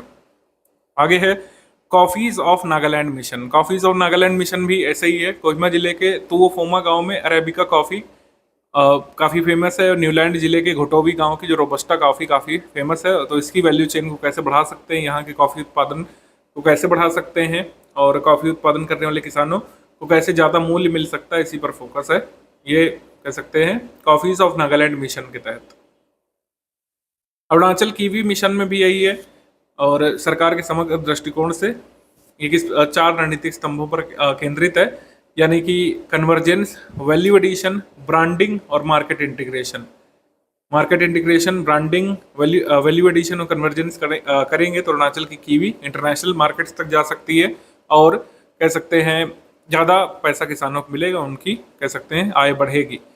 तो अरुणाचल प्रदेश भारत का सबसे बड़ा कीवी उत्पादक राज्य है, जो देश के कुल उत्पादन में 50% से अधिक योगदान देता है। तो कीवी फल सबसे ज़्यादा कहाँ पे उगता है, अरुणाचल में। ये जानकारी अगर आपको नहीं थी तो आगे हमेशा के लिए ध्यान रखिएगा। राज्य की योजनाओं कार्यक्रम में अगर हम देखें तो प्रोजेक्ट कराकल राजस्थान के वन विभाग ने शुरू किया है। दुर्लभ जंगली बिल्ली जो है, जिसको सिया गोश या फिर कराकल कहा जाता है, उसके संरक्षण के लिए है, उसके आवास सुनिश्चित करने के लिए। तो हमारे सभी एग्जाम्स के लिए जरूरी हो सकता है। प्रोजेक्ट कराकल कहाँ लॉन्च किया गया, राजस्थान में। और आरपीएससी के लिए इसका पेपर इस साल होने की पूरी संभावना है। नोटिफिकेशन आ ही चुका है, तो राजस्थान पीसीएस वाले इसको देखिएगा। मेरी रसोई योजना ये पंजाब सरकार की है। पंजाब सरकार अपने राज्य में 40 लाख गरीब और आर्थिक रूप से कमजोर परिवारों को आइडेंटिफाई करेगी, और उनको पौष्टिक खाद्य सामग्री की किट दी जाएगी, यानी कि वल्नरेबल फैमिलीज को दिया जाएगा। कॉम्प्लीमेंट्री फूड की, न्यूट्रिशियस फूड की किट दी जाएगी। हर किट में 2 किलो मूंग, 2 किलो चना, 2 किलो चीनी और 1 किलो आयोडीज्ड सॉल्ट होगा, और जो है हल्दी पाउडर होगा, 1 लीटर मस्टर्ड ऑयल होगा, क्योंकि गरीब लोग कई बार ये सब नहीं खरीद सकते हैं, वो गेहूं चावल पर ही डिपेंडेंट है ग्रीन रेवोल्यूशन के बाद से। तो मेरी रसोई योजना ये कॉम्प्लीमेंट्री न्यूट्रिशियस फूड ही देना चाहती है, ठीक है। आगे बढ़ते हैं। पंजाब की योजना ये सीएम इंस्पायर स्कीम, ये मेघालय की है। सीएम इंस्पायर स्कीम के तहत यूपीएससी सिविल सेवा परीक्षा के उम्मीदवारों को बढ़ावा इसमें दिया जाएगा। वही बात है कि प्रीलिम्स क्लियर करने वालों को मुख्य परीक्षा की तैयारी के लिए वित्तीय प्रोत्साहन मिलता है, ठीक है। यूपीएससी सिविल सेवा मुख्य परीक्षा उत्तीर्ण करने वाले उम्मीदवारों को 1 लाख रुपए तक की वित्तीय सहायता ये मिलेगी। मुख्य रूप से वही बात है कि इसमें माइनॉरिटीज को कवर किया जाएगा, जनरल कैटेगरी के लोगों को लाभ नहीं मिलेगा इसमें। 100 दिवसीय आयुष्मान छात्र कवरेज मिशन, ये नागालैंड की तरफ से था मिशन, हालांकि जरूरी नहीं है, इसको आप छोड़ सकते हैं। मशरूम मिशन ये आंध्र प्रदेश सरकार ने शुरू किया था। इसका उद्देश्य था आंध्र प्रदेश को देश के शीर्ष मशरूम उत्पादक के रूप में स्टैब्लिश करना। आगे है OTD CM fellowship, $1 trillion chief minister fellowship program Uttar Pradesh government ने शुरू किया है। इसका जो टारगेट है वो हमसे पूछेंगे एग्जाम में, यूपी के एग्जाम्स में, कि इसका इस ओटीडी प्रोग्राम का टारगेट क्या है। $1 ट्रिलियन फेलोशिप प्रोग्राम का टारगेट है गवर्नेंस को डिस्ट्रिक्ट लेवल पर स्ट्रेंथन करना, और जो उत्तर प्रदेश का $1 ट्रिलियन की इकोनॉमी बनने का जो टारगेट है, जो पूरा नहीं हो पा रहा है इतने दिनों से, अब 2027 तक शिफ्ट कर दिया $1 ट्रिलियन इकोनॉमी बनने का टारगेट उत्तर प्रदेश ने। तो उसको हासिल करने का उद्देश्य है ओटीडी सेल यहाँ पर बनाए जाएंगे, डिस्ट्रिक्ट ओटीडी सेल यहाँ पे बनाए जाएंगे डिस्ट्रिक्ट मजिस्ट्रेट की अध्यक्षता में, ठीक है, हर जिले में, और वो $1 ट्रिलियन का टारगेट कैसे पूरा कर सकते हैं उस बारे में विमर्श करेगी ये OTD सेल। ठीक है, एक OTD फेलो यानी डेटा विश्लेषक को OTD CM फेलो के रूप में जो है आबद्ध किया जाएगा। आगे बढ़ते हैं, अन्नपूर्णा भंडार योजना। ये सिमिलर स्कीम है, जैसे आपने सुना ही होगा कि ममता बनर्जी जो है 1500 रुपए ये लक्ष्मी भंडार योजना के तहत देती थी। बीजेपी की सरकार आ गई तो उन्होंने स्कीम का नाम एक तो चेंज किया, 1500 रुपए और बढ़ा दिए हैं। 1500 प्लस 1500 अब 3000 रुपए बंगाल की विमेन को मिलेगा अन्नपूर्णा भंडार स्कीम के तहत। हालांकि फ्रीबीज से देश को लगातार नुकसान हो रहा है, लेकिन नेता हैं कि मानते नहीं। तो लक्ष्मी भंडार योजना के तहत 1500 रुपए ममता बनर्जी की TMC गवर्नमेंट दे रही थी, अब 3000 रुपए बीजेपी की सरकार देगी अन्नपूर्णा भंडार स्कीम के तहत। अन्नपूर्णा भंडार स्कीम के तहत आ जाएंगे हम लोग स्पोर्ट्स न्यूज़ पर, स्पोर्ट्स करंट अफेयर पर। तो ये न्यूज़ इंपॉर्टेंट है, एक नई लीग शुरू होने जा रही है, यूरोपियन T20 प्रीमियर लीग। इसके मैचेस जो है अगस्त सितंबर में होंगे 2026 में। इसमें टीम राहुल द्रविड़ ने खरीदी है। भारत के पूर्व कप्तान, क्रिकेटर और कोच रह चुके राहुल द्रविड़ ने टीम खरीद ली है। डबलिन फ्रेंचाइजी, उनकी टीम का नाम है डबलिन गार्डियंस। तो एग्जाम में आ सकता है डबलिन गार्डियंस को किसने खरीदा है? राहुल द्रविड़ ने। इसके कप्तान कौन होंगे? R अश्विन, रविचंद्रन अश्विन। भारतीय क्रिकेट कंट्रोल बोर्ड सूचना के अधिकार के अंतर्गत नहीं आती है, ये क्लैरिफाई किया गया था। 2018 के डिसीजन को ओवरटर्न कर दिया है, CIC के डिसीजन को। इसमें कहा गया है कि BCCI जो कि तमिलनाडु सोसाइटी रजिस्ट्रेशन एक्ट के तहत रजिस्टर्ड है, ये कॉन्स्टिट्यूशन के द्वारा, पार्लियामेंट के द्वारा या किसी गवर्नमेंट नोटिफिकेशन से अस्तित्व में नहीं आया है। इस वजह से 2H का जो क्राइटेरिया है RTI एक्ट 2005 के सेक्शन 2H क्लॉज का जो क्राइटेरिया है उसको पूरा नहीं करता है। इस वजह से इंफॉर्मेशन देने के लिए बाध्य नहीं है BCCI RTI के तहत। थॉमस कप बैडमिंटन BWF जो हुआ था, BWF थॉमस कप, इसमें स्वर्ण पदक चाइना ने जीता था, रजत पदक फ्रांस ने, और कांस्य पदक यहाँ पर भारत और डेनमार्क संयुक्त रूप से मिला था, ये इंपॉर्टेंट है। ब्रॉन्ज मिला था भारत और डेनमार्क को संयुक्त रूप से। इंडिया और डेनमार्क ने संयुक्त रूप से जीता था, ध्यान रखिएगा। आगे है फुटबॉल में, तो AFC अंडर-20 वुमेन्स एशिया कप जो होगा, अब मतलब ये हुआ था थाईलैंड में। इसमें विनर जापान रहा था, रनर अप नॉर्थ कोरिया।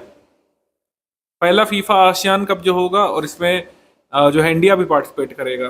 तो फीफा के टूर्नामेंट में इंडिया को पार्टिसिपेट करना ही अपने आप में बड़ी बात है।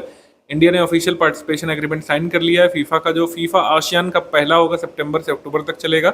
14 टीमें पार्टिसिपेट करेंगी, उसमें इंडियन की फुटबॉल टीम भी पार्टिसिपेट करेगी। इंडियन सुपर लीग जो होती है, Indian super league football championship, इसमें ईस्ट बंगाल जो FC है उसने जीता है, और inter Kashi FC runner up रहा था।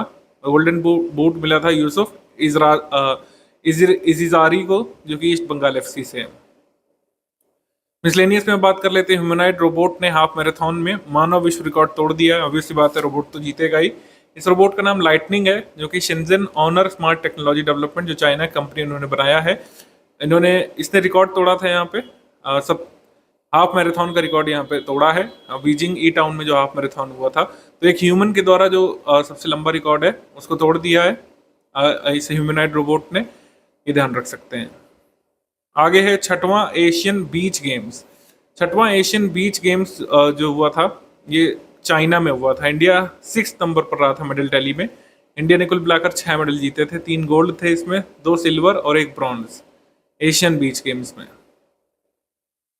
आगे विश्व स्नूकर चैंपियनशिप। बीच गेम्स में स्वर्ण पदक किसने जीते वो देख लेते हैं एक बार।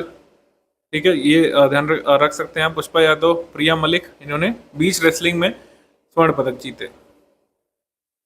आगे बढ़ते हैं। विश्व स्नूकर चैंपियनशिप हुई थी, इसमें विजेता वू यीजे रहे थे। 22 साल 202 दिवस में दूसरे सबसे कम उम्र के चैंपियन ये बने हैं, वू यूजे, और उप विजेता यहाँ पर शॉन मर्फी रहे थे। उसके बाद अंतर्राष्ट्रीय ओलंपिक समिति ने बेलारूसियन एथलीट्स पर लगे प्रतिबंध को हटा दिया है। आपको पता है कि लास्ट टाइम जब ओलंपिक हुआ था तो रशिया और बेलारूस के एथलीट्स को न्यूट्रल खेलने के लिए कहा गया था। वो अपने रशिया या फिर बेलारूस के झंडे के नीचे नहीं खेल सकते थे, मतलब नेशनैलिटी के तहत नहीं खेल सकते थे। उनको जो मेडल मिलेगा उनके इंडिविजुअल मेडल रहने वाले थे। तो सैंक्शन रशियन एथलीट्स के लिए अभी भी है, और रशिया के झंडे के तहत नहीं खेलेंगे, लेकिन बेलारूस के एथलीट्स अब अपने झंडे के नीचे खेल सकते हैं। लॉस एंजल्स ओलंपिक 2028 जो होगा उसमें बेलारूस के एथलीट जो है नेशनल फ्लैग के नीचे खेल सकते हैं।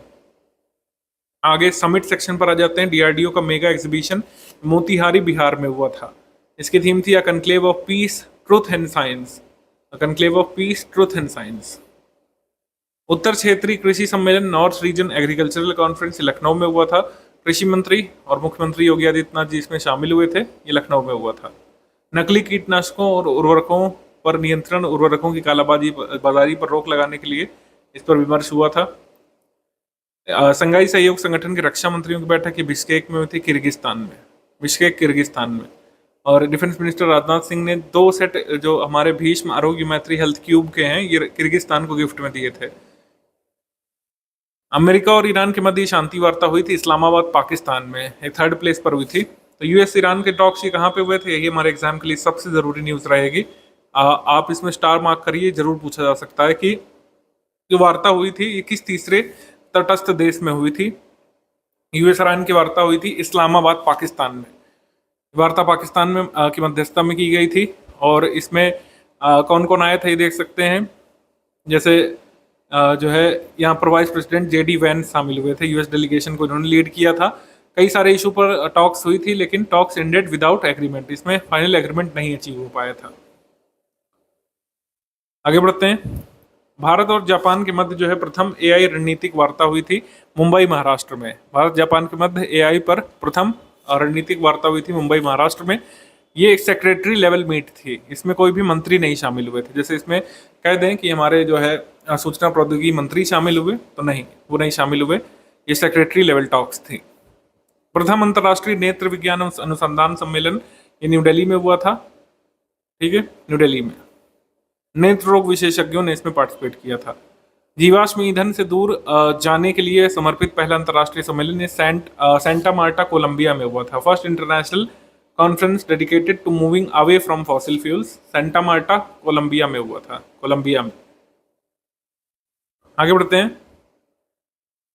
परमाणु अप्रसार संधि के पक्षकारों का 11वां समीक्षा सम्मेलन है, 11th review of the parties to the nuclear non proliferation treaty, NPT treaty 2026 का सम्मेलन न्यूयॉर्क में हुआ था। और तीसरी बार ऐसा हुआ था कि ये सम्मेलन किसी भी कंसेंसस पर नहीं पहुंचा।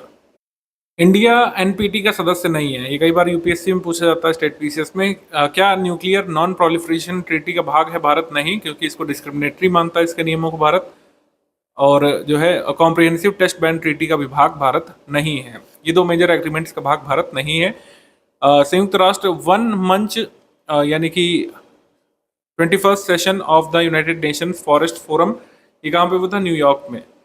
और हम लोग कह सकते हैं इसमें वन कटाई पर इसमें ध्यान केंद्रित किया गया था कि लगातार फॉरेस्ट पॉवर्टी बढ़ती जा रही है और डिफॉरेस्टेशन पर काम करने की ज़रूरत है। ठीक है, ग्लोबल फॉरेस्ट गोल्स रिपोर्ट 2026 यहाँ पर पब्लिश की गई थी यूनाइटेड नेशंस के द्वारा।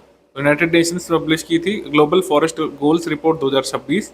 ये सेकंड असेसमेंट है, ये सेकंड एडिशन है इस रिपोर्ट का, ध्यान रखिएगा। इसका उद्देश्य क्या है?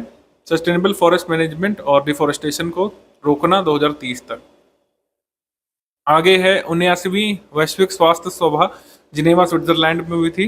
79th world health assembly, WHO ने इसको कंडक्ट किया था जिनेवा में। और इसमें अपडेटेड ग्लोबल एक्शन प्लान 2026 से 36 के लिए अप्रूव किया गया था, वन हेल्थ अप्रोच के लिए। ह्यूमन, एनिमल, एनवायरमेंटल हेल्थ को साथ में लेकर के, जिसको वन हेल्थ कहा जाता है, इसको लेकर के जो अप्रोच है उसको अंगीकार किया गया था। 2026 से 36 तक का एजेंडा है वन हेल्थ का। ये 13 रिजोल्यूशन और 12 की डिसीजन से यहाँ पे साझा किए गए थे। इंडियन डेलीगेशन को लीड किया था हमारे स्वास्थ्य मंत्री जी ने यहाँ पे। आगे बढ़ते हैं। नॉर्थ टेक सिंपोजियम, प्रयागराज, उत्तर प्रदेश में। नॉर्थ टेक सिंपोजियम को ऑर्गेनाइज किसने किया था? इंडियन आर्मी के नॉर्दर्न कमांड ने, सेंट्रल कमांड ने और society for Indian defence manufacturers ने।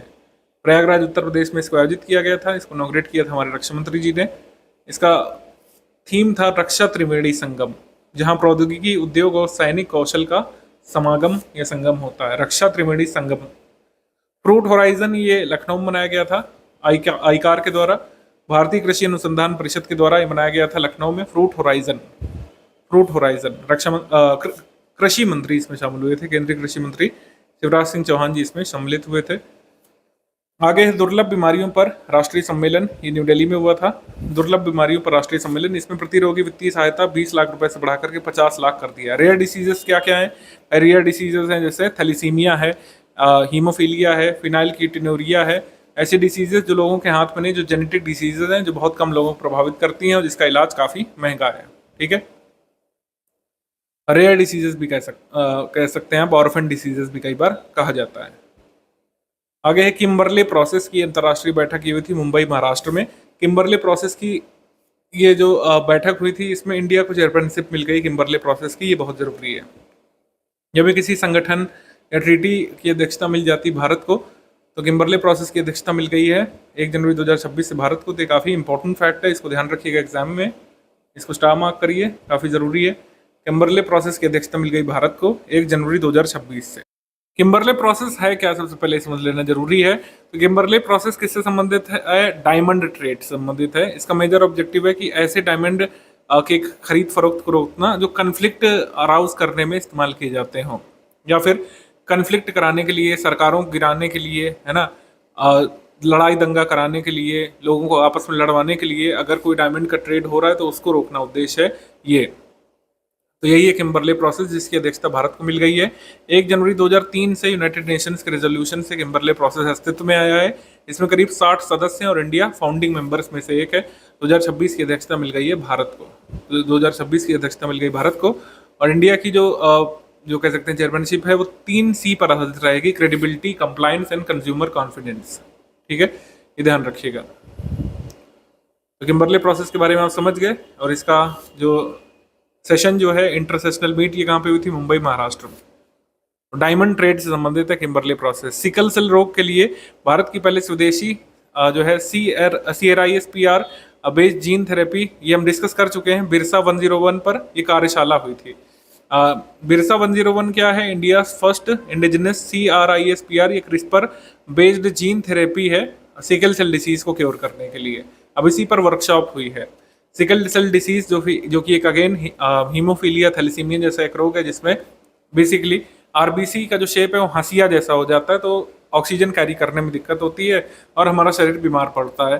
तो सिकल सेल रोग ये भी एक जेनेटिक डिसीज है, ये भी एक जेनेटिक डिसीज है सिकल सेल डिसीज, और ट्राइबल एरियाज में काफ़ी सारे लोगों को प्रभावित करती है। भारत का उद्देश्य भी है सिकल सेल एनीमिया को एलिमिनेट करना 2047 तक। तो उसके लिए भारत की पहली indigenous CRISPR technology based gene therapy design की गई है, जिसको बिरसा 101 नाम दिया गया है। बिरसा क्यों नाम दिया गया? बिरसा मुंडा के ऊपर नाम दिया गया है, जो कि आदिवासी हैं, और सिकल सेल डिसीज आदिवासियों को ज़्यादा प्रभावित करती है। 17 स्टेट्स की स्क्रीनिंग की जा रही है National Mission for Elimination of Sickle cell Anaemia के तहत। ठीक है, ये भी ध्यान रखिएगा आप। इसको किसने डेवलप किया है? बिरसा 101 टेक्निक को, या फिर कह सकते हैं जीन थेरेपी को, CSIR institute of genomics and integrative biology की तरफ से। आगे बढ़ते हैं। AI ट्रांसफॉर्मेशन कनक्लेव, ये लखनऊ में हुआ था। AI के कनक्लेव लखनऊ में क्यों हो रहे हैं? क्योंकि भारत की पहली AI सिटी के रूप में डेवलप करना है लखनऊ को।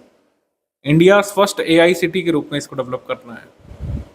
इंडिया फर्स्ट AI सिटी के रूप में डेवलप करना है। AI सिटी के रूप में लखनऊ को डेवलप करना है। इसी वजह से AI की इंडस्ट्री भी यहाँ पे लगाई जा रही है, क्लस्टर भी बनाए जा रहे हैं, और ये जो है कनक्लेव भी हुआ था।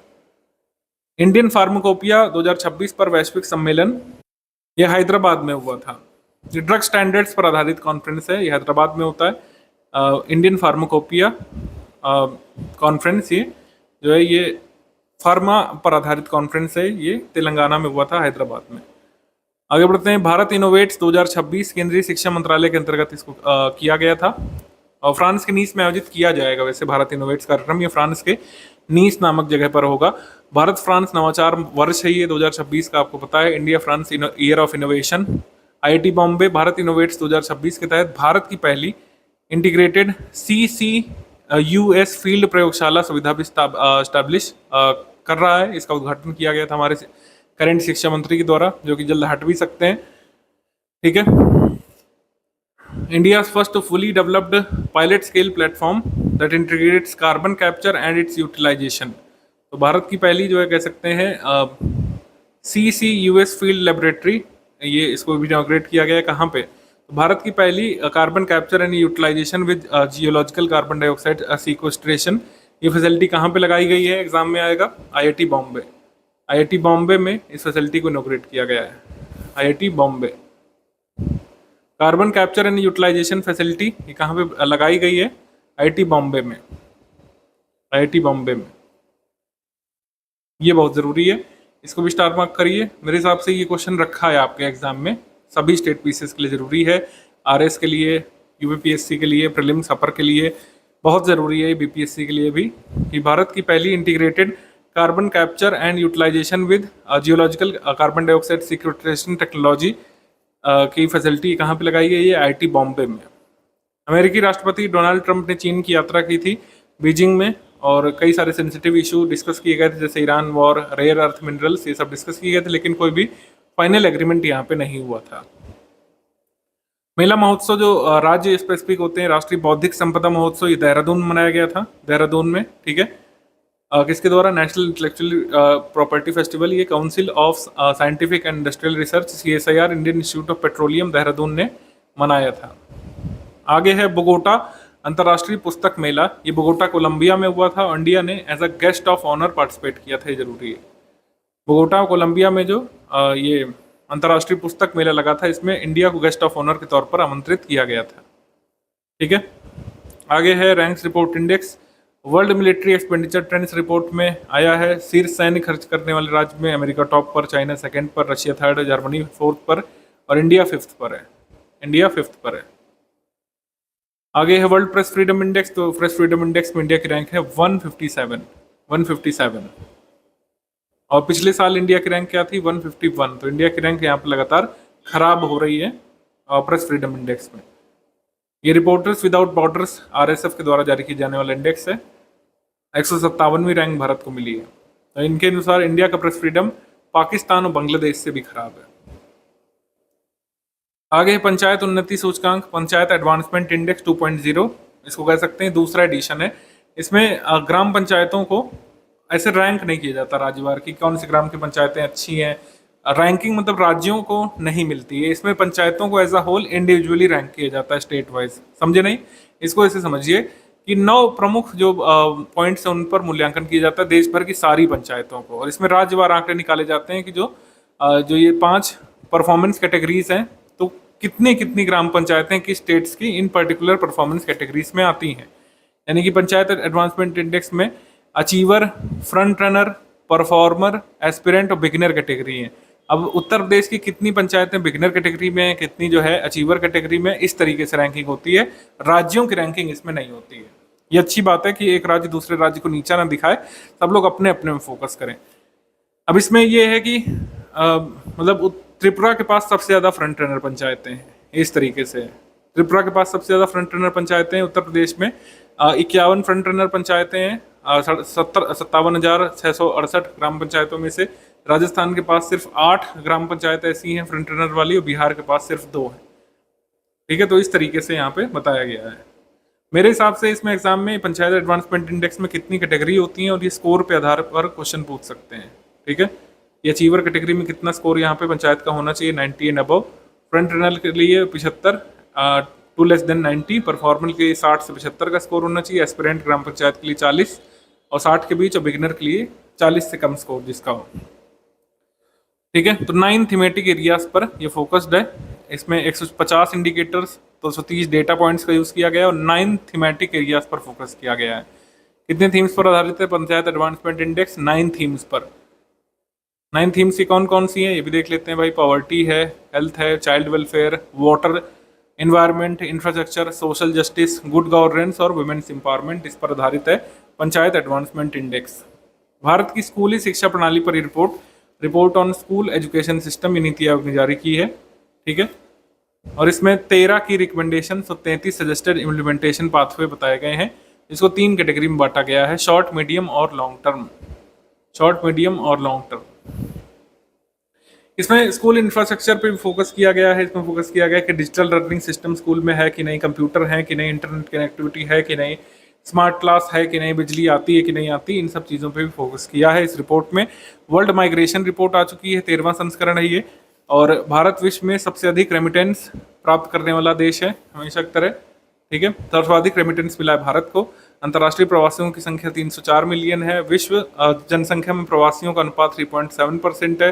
अंतर्राष्ट्रीय महिला प्रवासियों का अनुमानित अनुपात है 48.0%। सर्वाधिक प्रवासी अनुपात वाला क्षेत्र है ओशनिया, सर्वाधिक प्रवासी अनुपात वाला देश है कतर, और सर्वाधिक श्रमिकों की संख्या, प्रवासी श्रमिकों की संख्या 167.7 मिलियन। वैश्विक अंतर्राष्ट्रीय रेमिटेंस ये इतना मिला है, शरणार्थियों की संख्या इतनी है। ठीक है, तो ये आप ध्यान रख सकते हैं। सर्वाधिक प्रवासी वाला देश कौन सा है, मतलब किस देश में जितने नागरिक हैं उसमें सबसे ज्यादा प्रवासी कहाँ पे पाए हैं, कतर में, मतलब कतर में माइग्रेंट्स बहुत ज्यादा है। आगे है एप्स एंड पोर्टल्स, तो माई LIC और सुपर सेल साथी ऐप, ये LIC का है, ज़्यादा ज़रूरी नहीं है, तो आप नाम से समझ जाएंगे। स्माइल बेगरी सर्वे ऐप जो है ये किसने जारी किया, ministry of social justice and empowerment ने। स्माइल स्कीम को इम्प्लीमेंट करने के लिए स्माइल बेगरी सर्वे मोबाइल ऐप, तो भिखारियों का सर्वे यहाँ पे किया जाएगा और उनको यहाँ पे रिहेबिलिटेशन और सपोर्ट प्रोवाइड किया जाएगा। 12 फरवरी 2022 को स्कीम आई थी।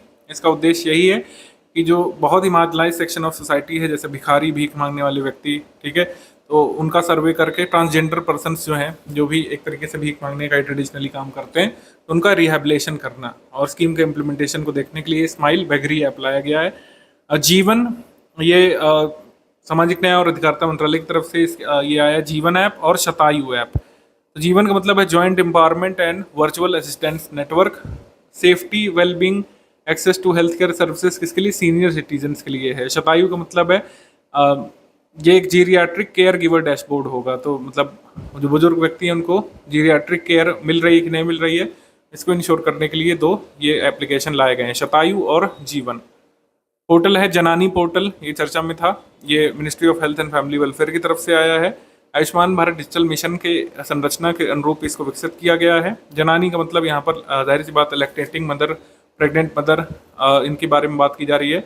तो मैटरनल और चाइल्ड हेल्थ सर्विसेज को डिजिटाइज करना इसका उद्देश्य है जनानी प्लेटफॉर्म का, जनानी पोर्टल का। आगे है सेंट्रल प्रभारी ऑफिसर पोर्टल, CPO पोर्टल, ये निधि छिब्बर जो CEO नीति आयोग की, उन्होंने जारी किया है। तो ये रियल टाइम गवर्नेंस से संबंधित है ये, ठीक है, एस्पिरेशनल डिस्ट्रिक्ट और एस्पिरेशनल ब्लॉक प्रोग्राम के इम्प्लीमेंटेशन संबंधित है। स्वस्थ भारत पोर्टल भी Ayushman Bharat digital mission compliant है और इसमें आभा को इंटीग्रेट किया गया है, आयुष्मान भारत हेल्थ अकाउंट को, ठीक है। स्वस्थ भारत पोर्टल, PM अजय और अजय मोबाइल ऐप, तो PM अजय ये ministry of social justice and empowerment की तरफ से है। अनुसूचित जाति बहुल गांवों और 4 बिलियन से अधिक लाभार्थियों में प्रगति को ट्रैक करने के लिए डिजाइन किया गया है। मतलब SC STs को जो भी स्कीम्स का लाभ मिल रहा है उसको ट्रैक करने के लिए है ये PM अजय पोर्टल, ठीक है। आगे जो कुछ सिस्टम्स लॉन्च किए गए हैं, जैसे डिजिटल मार्केट प्लेस स्वदेशी, ई-कॉमर्स प्लेटफॉर्म डिजी हार्ट ने इसको लॉन्च किया, मेड इन भारत उत्पादों को बढ़ावा देने के लिए। डिजिटल मार्केट प्लेस स्वदेशी, AI आधारित सत्यापन प्रणाली अभय लॉन्च किया CBI ने। जैसे आपको कोई कॉल करता है कि मैं CBI से बोल रहा हूं, तो आप वेरीफाई कर सकते हो बाकायदा कि वाकई कोई व्यक्ति CBI से बोल रहा है या फिर कोई डिजिटल फ्रॉड तो नहीं कर रहा है, डिजिटल अरेस्ट तो नहीं कर रहा है। तो ऐसी घटनाओं को रोकने के लिए अभय आया है कि आप CBI से डायरेक्टली कंफर्म कर सकते हैं इस जो कह सकते हैं वेरिफिकेशन सिस्टम के माध्यम से कि कोई नोटिस जो CBI की आपको दी जा रही है वो असली है कि नकली है, या असली CBI वाले हैं कि नकली CBI वाले हैं, स्पेशल 26 वाले। तो ये अभय प्लेटफॉर्म जो है ये किसका है, CBI का है। तो इस तरीके से सेक्शनल न्यूज़ खत्म होती है। अब हम आ जाते हैं MCQ सेक्शन पर। पहला क्वेश्चन है हमारा कि निम्नलिखित में से कौन सा कथन सही है। अप्रैल 2026 में नई दिल्ली स्थित राष्ट्रीय क्षय रोग और श्वसन रोग संस्थान दिल्ली जो है इसको टैग मिला। ये फर्स्ट गवर्नमेंट हेल्थ इंस्टीट्यूशन है इंडिया का जो ऑफिशियली रिकॉग्नाइज किया गया है zero waste to landfill campus के रूप में। Zero waste to landfill campus के रूप में रिकॉग्नाइज होने वाला पहला जो है कह सकते हैं हेल्थ इंस्टीट्यूशन भारत का बना है। National institute of tuberculosis and respiratory diseases, new Delhi, ये सही कथन है। अगला है कि पे पॉइंट इंडिया नेटवर्क भारतीय रिजर्व बैंक द्वारा संचालित जो केंद्रीकृत भुगतान प्रणाली है इसमें सदस्यता प्राप्त करने वाला दूसरा निजी क्षेत्र का फिनटेक कंपनी बना है। तो दूसरा नहीं बना, ये बना है फर्स्ट फिनटेक कंपनी जिसको मेंबरशिप मिली सेंट्रलाइज पेमेंट सिस्टम जो RBI ऑपरेट करता है, जिसमें बैंकिंग इंटरमीडियरीज की भूमिका खत्म हो जाती है पेमेंट सिस्टम में। तो पेमेंट काफी फास्ट तरीके से ये पे पॉइंट इंडिया नेटवर्क कर सकेगा। तो ये फर्स्ट है, फर्स्ट प्राइवेट फिनटेक। तो ये फैक्चुअली रॉन्ग हो गया। थर्ड है कि व्हाइट हाउस ने वाशिंगटन DC में 250 फीट ऊंचे सुनहरे विजय मेहराब की योजना यानी कि जो 250 फीट का गोल्डन ट्रम्फल आर्च जो है बनाने का निर्णय लिया है। इसको आर्क डी ट्रम्प कहा जाएगा, ठीक है, ये सही है। हमारा आंसर क्या हो जाएगा इसमें, करेक्ट हो जाएंगे 1 and 3 ओनली। सी यहाँ पे सही है, सी सही कथन है। पे पॉइंट इंडियन नेटवर्क भारतीय रिजर्व बैंक द्वारा संचालित केंद्रीकृत भुगतान प्रणाली में सदस्यता प्राप्त करने वाला पहला निजी क्षेत्र का फिनटेक कंपनी बना है।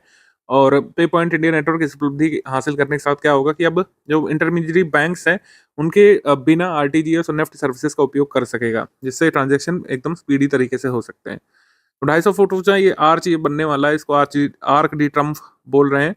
आर्क डी ट्रम्फ करके एक पेरिस में आर्च है, उसी की नकल करके इसको बनाया गया अमेरिका की 250वीं वर्षगांठ पर। ठीक है, 80 फीट ऊंचा होगा। ये पेरिस के स्ट्रक्चर से प्रेरणा लेकर के अमेरिका में बनाया जाएगा। 2 गोल्डन ईगल भी इसमें लगाए जाएंगे इस आर्क में। 11 अप्रैल 2026 को महात्मा ज्योतिराव फुले या ज्योतिबा फुले की कौन सी यहाँ पर जयंती बनाई गई थी? तो उनकी 200वीं जयंती सेलिब्रेट की गई थी। सी यहाँ पे सही है, 200वीं जयंती यहाँ पर मनाई गई थी। एक 2 वर्षीय सेलिब्रेशन कार्यक्रम भी सरकार ने यहाँ पे शुरू किया है। Ministry of social justice and empowerment ने फुले अक्रॉस इंडिया नामक एक अंतर्राज्यीय सांस्कृतिक विविधता कार्यक्रम के अंतर्गत इसको आयोजित किया था। बीपीएससी एईडीयू के एक पेपर में सवाल आया था, हालांकि पेपर कैंसिल हो गया है विभिन्न कारणों की वजह से, लेकिन ये सवाल काफी रिलेवेंट लगा मुझे, तो मैं आपको दिखा रहा हूँ। इसका मुख्य उद्देश्य सत्य शोधक समाज का इसमें पूछा है। सत्य शोधक समाज एक one of the most important organisation जो ज्योतिराव फुले ने स्टैब्लिश किया था। कब स्टैब्लिश किया था पूछ सकते हैं। तो स्टैब्लिशमेंट की डेट है 1873 सितंबर में।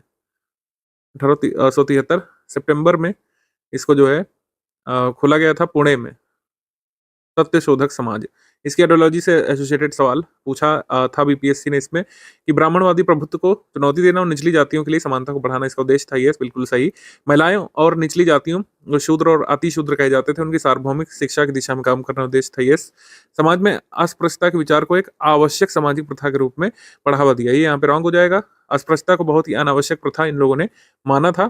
ठीक है, तो यहाँ पर आंसर क्या हो जाएगा? केवल 2 यहाँ पे ए वाला सही हो जाएगा। काफी एक रेलिवेंट क्वेश्चन है सत्य शोधक समाज के बारे में, और किसी भी समाज के बारे में या फिर आर्य समाज के बारे में, ब्रह्म समाज के बारे में आइडियोलॉजी बेस्ड सवाल आप लोग तैयार करते रहिए। 22 अप्रैल 2026 को एवररेडी इंडस्ट्रीज इंडिया लिमिटेड ने किस शहर में देश की पहली परिचालनशील एल्कलाइन बैटरी इकाई की शुरुआत की थी? India first operational alkaline battery unit ये लगाई गई है जम्मू में। जम्मू में एवररेडी के द्वारा। डी यहाँ पे सही है, जम्मू में। निम्नलिखित में से कौन सा कथन इनकरेक्ट है? अब आपको बताना है। यूनियन मिनिस्टर जीतन राम मांझी, बिहार के प्रेजेंट चीफ मिनिस्टर सम्राट चौधरी ने इनॉग्रेट किया था state of art MSME technology centre Sikandarpur Bihta में, पटना में। MSME technology centre Sikandarpur Bihta में, सही है। आगे है भारतीय फार्मास्यूटिकल कंपनी सन फार्मास्यूटिकल इंडस्ट्रीज ने अमेरिका की एक स्वास्थ्य सेवा कंपनी ऑर्गेनॉन और एंड कंपनी का अधिग्रहण किया है। तो ये काफी गौरव की बात है कि भारतीय फार्मास्यूटिकल ने एक्वायर किया है, ये भी सही है।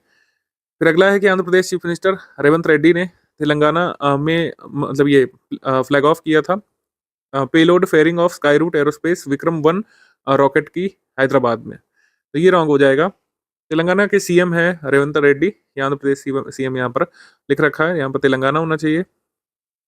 ये स्टेटमेंट इनकरेक्ट हो जाएगा, यहाँ पर होना चाहिए तेलंगाना।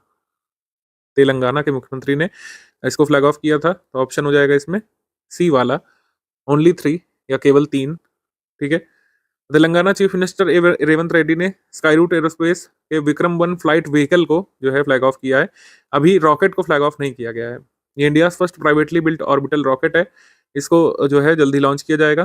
ठीक है, जून में लॉन्च किया जाएगा विक्रम स्पेस सेंटर से, जून 2026 में। अभी इसका जो लॉन्च व्हीकल है इसको फ्लैग ऑफ किया है यहाँ पर तेलंगाना सीएम ने। 22 अप्रैल 2026 को फीफा द्वारा फीफा महिला विकास कार्यक्रम वाणिज्यिक रणनीति के तहत कितने देशों को शामिल किया गया है? 12 देशों को इसमें शामिल किया गया है और इंडिया भी इसमें शामिल है फीफा वुमेन्स डेवलपमेंट प्रोग्राम में। आगे बढ़ेंगे हम लोग। 24 अप्रैल 2026 को निम्नलिखित में से किसने मिशन मौसम के तहत महाबलेश्वर स्थित हाई ऑल्टीट्यूड जो क्लाउड फिजिक्स लेबोरेटरी है, इसमें एक अत्याधुनिक X band dual polarisation Doppler मौसम रडार का उद्घाटन किया था? इसका उद्घाटन किया था डॉक्टर एम रविचंद्रन ने। बी यहाँ पे सही है। वेस्टर्न घाट्स में लोकेटेड है, 1400 metre above sea level. Western Ghats में ये वेदर वॉचिंग आई ये बनेगा स्काई में। ये ऑपरेट करता है 9.45 गीगाहर्ट्ज पर और solid state power amplifier technology का यूज इसमें किया गया है। High altitude cloud physics laboratory है कहाँ पर? महाबलेश्वर में, वेस्टर्न घाट्स में। ये भी ध्यान रखिएगा आगे के लिए। बी सही है इसमें। आगे है निम्नलिखित में से कौन सा कथन सही है? मुख्यमंत्री जी ने उत्तर प्रदेश के हरदोई जिले में 594 किलोमीटर लंबे access controlled greenfield Ganga expressway का उद्घाटन किया। ऑब्वियसली नहीं, इसका फाउंडेशन स्टोन भी मोदी जी ने रखा था और ये एक्सप्रेसवे बनकर के तैयार हुआ है, तो इसका भी कह सकते हैं इनॉग्रेशन मोदी जी ने किया है, तो पहला रॉन्ग हो गया। यहाँ पर योगी आदित्यनाथ जी की जगह होगा पीएम मोदी, पीएम जी ने किया था। स्काई होप एविएशन को एयर ऑपरेटर सर्टिफिकेट मिल गया Directorate General of Civil Aviation से, लक्षद्वीप से ये शुरू करेंगे, ये सही है। आगे है प्रधानमंत्री नरेंद्र मोदी जी की अध्यक्षता में जो इकोनॉमिक अफेयर्स कमेटी है, इसने अप्रूव कर दिया state of art aircraft repair centre का वाडीनार गुजरात में। एक एयरक्राफ्ट रिपेयर सेंटर खुलेगा वाडीनार गुजरात में, ये सही है। तो हमारा आंसर क्या हो जाएगा इसमें? करेक्ट है 2 और 3 ओनली, 2 और 3 ओनली, बी यहाँ पे सही है, केवल 2 और 3। हमने अप्रैल में भी बात की थी इसमें 594 किलोमीटर ये access controlled greenfield Ganga expressway, इसका इनॉग्रेशन पीएम मोदी जी ने किया है। और ये 12 डिस्ट्रिक्ट से उत्तर प्रदेश में होकर के गुजरेगा, 12 डिस्ट्रिक्ट से उत्तर प्रदेश में होकर के गुजरेगा, ध्यान रखिएगा। 12 डिस्ट्रिक्ट्स, लॉन्गेस्ट एक्सप्रेसवे है उत्तर प्रदेश का, 594 किलोमीटर लंबा है। और ये जो है ईस्ट और वेस्ट उत्तर प्रदेश को कनेक्ट करने वाला है, क्योंकि ये मेरठ से शुरू होकर के फाइनली पहुंचता है प्रयाग तक, तो ईस्ट और वेस्ट यूपी को कनेक्ट करने वाला ये एक्सप्रेसवे है। 28 अप्रैल को आंध्र प्रदेश के मुख्यमंत्री एन चंद्रबाबू नायडू ने राज्य के किस शहर के तारलुवाड़ा में गूगल डेटा सेंटर की आधारशिला रखी? गूगल डेटा सेंटर का फाउंडेशन रखा गया है विशाखापट्टनम में, विशाखापट्टनम आंध्र प्रदेश में, ए यहाँ पे सही है, ए। 27 अप्रैल 2026 को जॉर्डन भारत के नेतृत्व में कितनी वैश्विक पहलों में शामिल हुआ था? तो जॉर्डन ने 3 इंडिया लेड इनिशिएटिव ज्वाइन किए, इंटरनेशनल सोलर अलायंस आईएसए को ज्वाइन किया, Coalition for Disaster Resilient Infrastructure CDRI को ज्वाइन किया, और ग्लोबल बायोफ्यूल्स अलायंस को ज्वाइन किया। तो 3 इंडिया लेड इनिशिएटिव्स को जॉर्डन ने ज्वाइन किया है, सी यहाँ पे सही है, सी। जॉर्डन को हम मिडिल ईस्ट में यहाँ पे पाएंगे, यहाँ पर यह है जॉर्डन, स्पॉट कर पा रहे होंगे, ये है इसकी capital Amman, Amman, Jordan capital है अम्मान, ठीक है। लेफ्टिनेंट गवर्नर विनय कुमार सक्सेना जो लद्दाख के हैं, उन्होंने कितने नए डिस्ट्रिक्ट के फॉर्मेशन को मंजूर कर दिया है? तो लद्दाख में अब नए डिस्ट्रिक्ट हो गए 5, ठीक है। नए जो जिले बने लद्दाख में वो है नुब्रा, शाम, चांगथांग, जस्कर और द्रास। लद्दाख में कुल मिलाकर अब 7 डिस्ट्रिक्ट, 7 जिले हो गए हैं। अगला प्रश्न इसमें बताना है कौन सा सही है। रेल मंत्रालय ने गजट नोटिफिकेशन जारी करके भारत के 19th रेलवे जोन दक्षिण तटीय रेलवे जोन को अधिसूचित कर दिया है। ये रॉन्ग है फैक्चुअली, क्योंकि ये 19th नहीं 18th रेलवे जोन है, 18th रेलवे जोन है साउथ कोस्ट रेलवे, ना कि 19th, तो ये रॉन्ग हो गया। आगे है यूनियन कैबिनेट ने अप्रूव कर दिया प्रपोजल कि नेशनल सॉन्ग जो वंदे मातरम है, बंकिम चंद्र चट्टोपाध्याय ने जो लिखा था 1875 में, इसको नेशनल एंथम के इक्वल स्टेटस मिलेगा, ये सही। स्काईरूट एरोस्पेस ये India first space tech unicorn company बना है, स्पेस टेक सेक्टर में पहला यूनिकॉर्न ये बना है, ये सही। हमारा उत्तर क्या हो जाएगा? 2 और 3 यहाँ पे सही है, बी यहाँ पे सही है, B. 18th railway zone South Coast Central Railway ये जो है बना है, इसका हेडक्वार्टर कहाँ पे होगा? ये जरूरी है, विशाखापट्टनम में होगा। 1 जून 2026 से ये घोषणा की गई थी। रेलवे एक्ट 1989 की धारा 3 उपधारा 4 के तहत ये सरकार ने, केंद्र सरकार ने इस जोन को सृजित किया है। तो वंदे मातरम को भी अब नेशनल सॉन्ग जो है वंदे मातरम, उसको भी नेशनल एंथम जैसा स्टेटस प्राप्त होगा। तो prevention of insults of national honours act के तहत ये दायरे में लाया गया नेशनल सॉन्ग वंदे मातरम को, जो अभी तक नहीं था।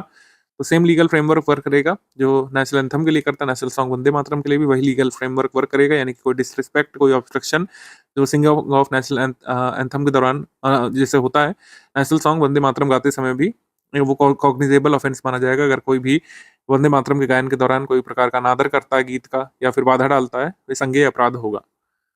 आगे बढ़ते हैं, इनमें से कौन से ओपेक कंट्रीज ने अनाउंस किया था अपना विड्रॉवल ओपेक से? तो यूएई बेसिकली ओपेक और ओपेक प्लस के संगठन से बाहर आ चुका है। 27 अप्रैल 2026 को ओपेक से जो है बाहर आने की घोषणा की थी, जो 1 मई 2026 से लागू हुई।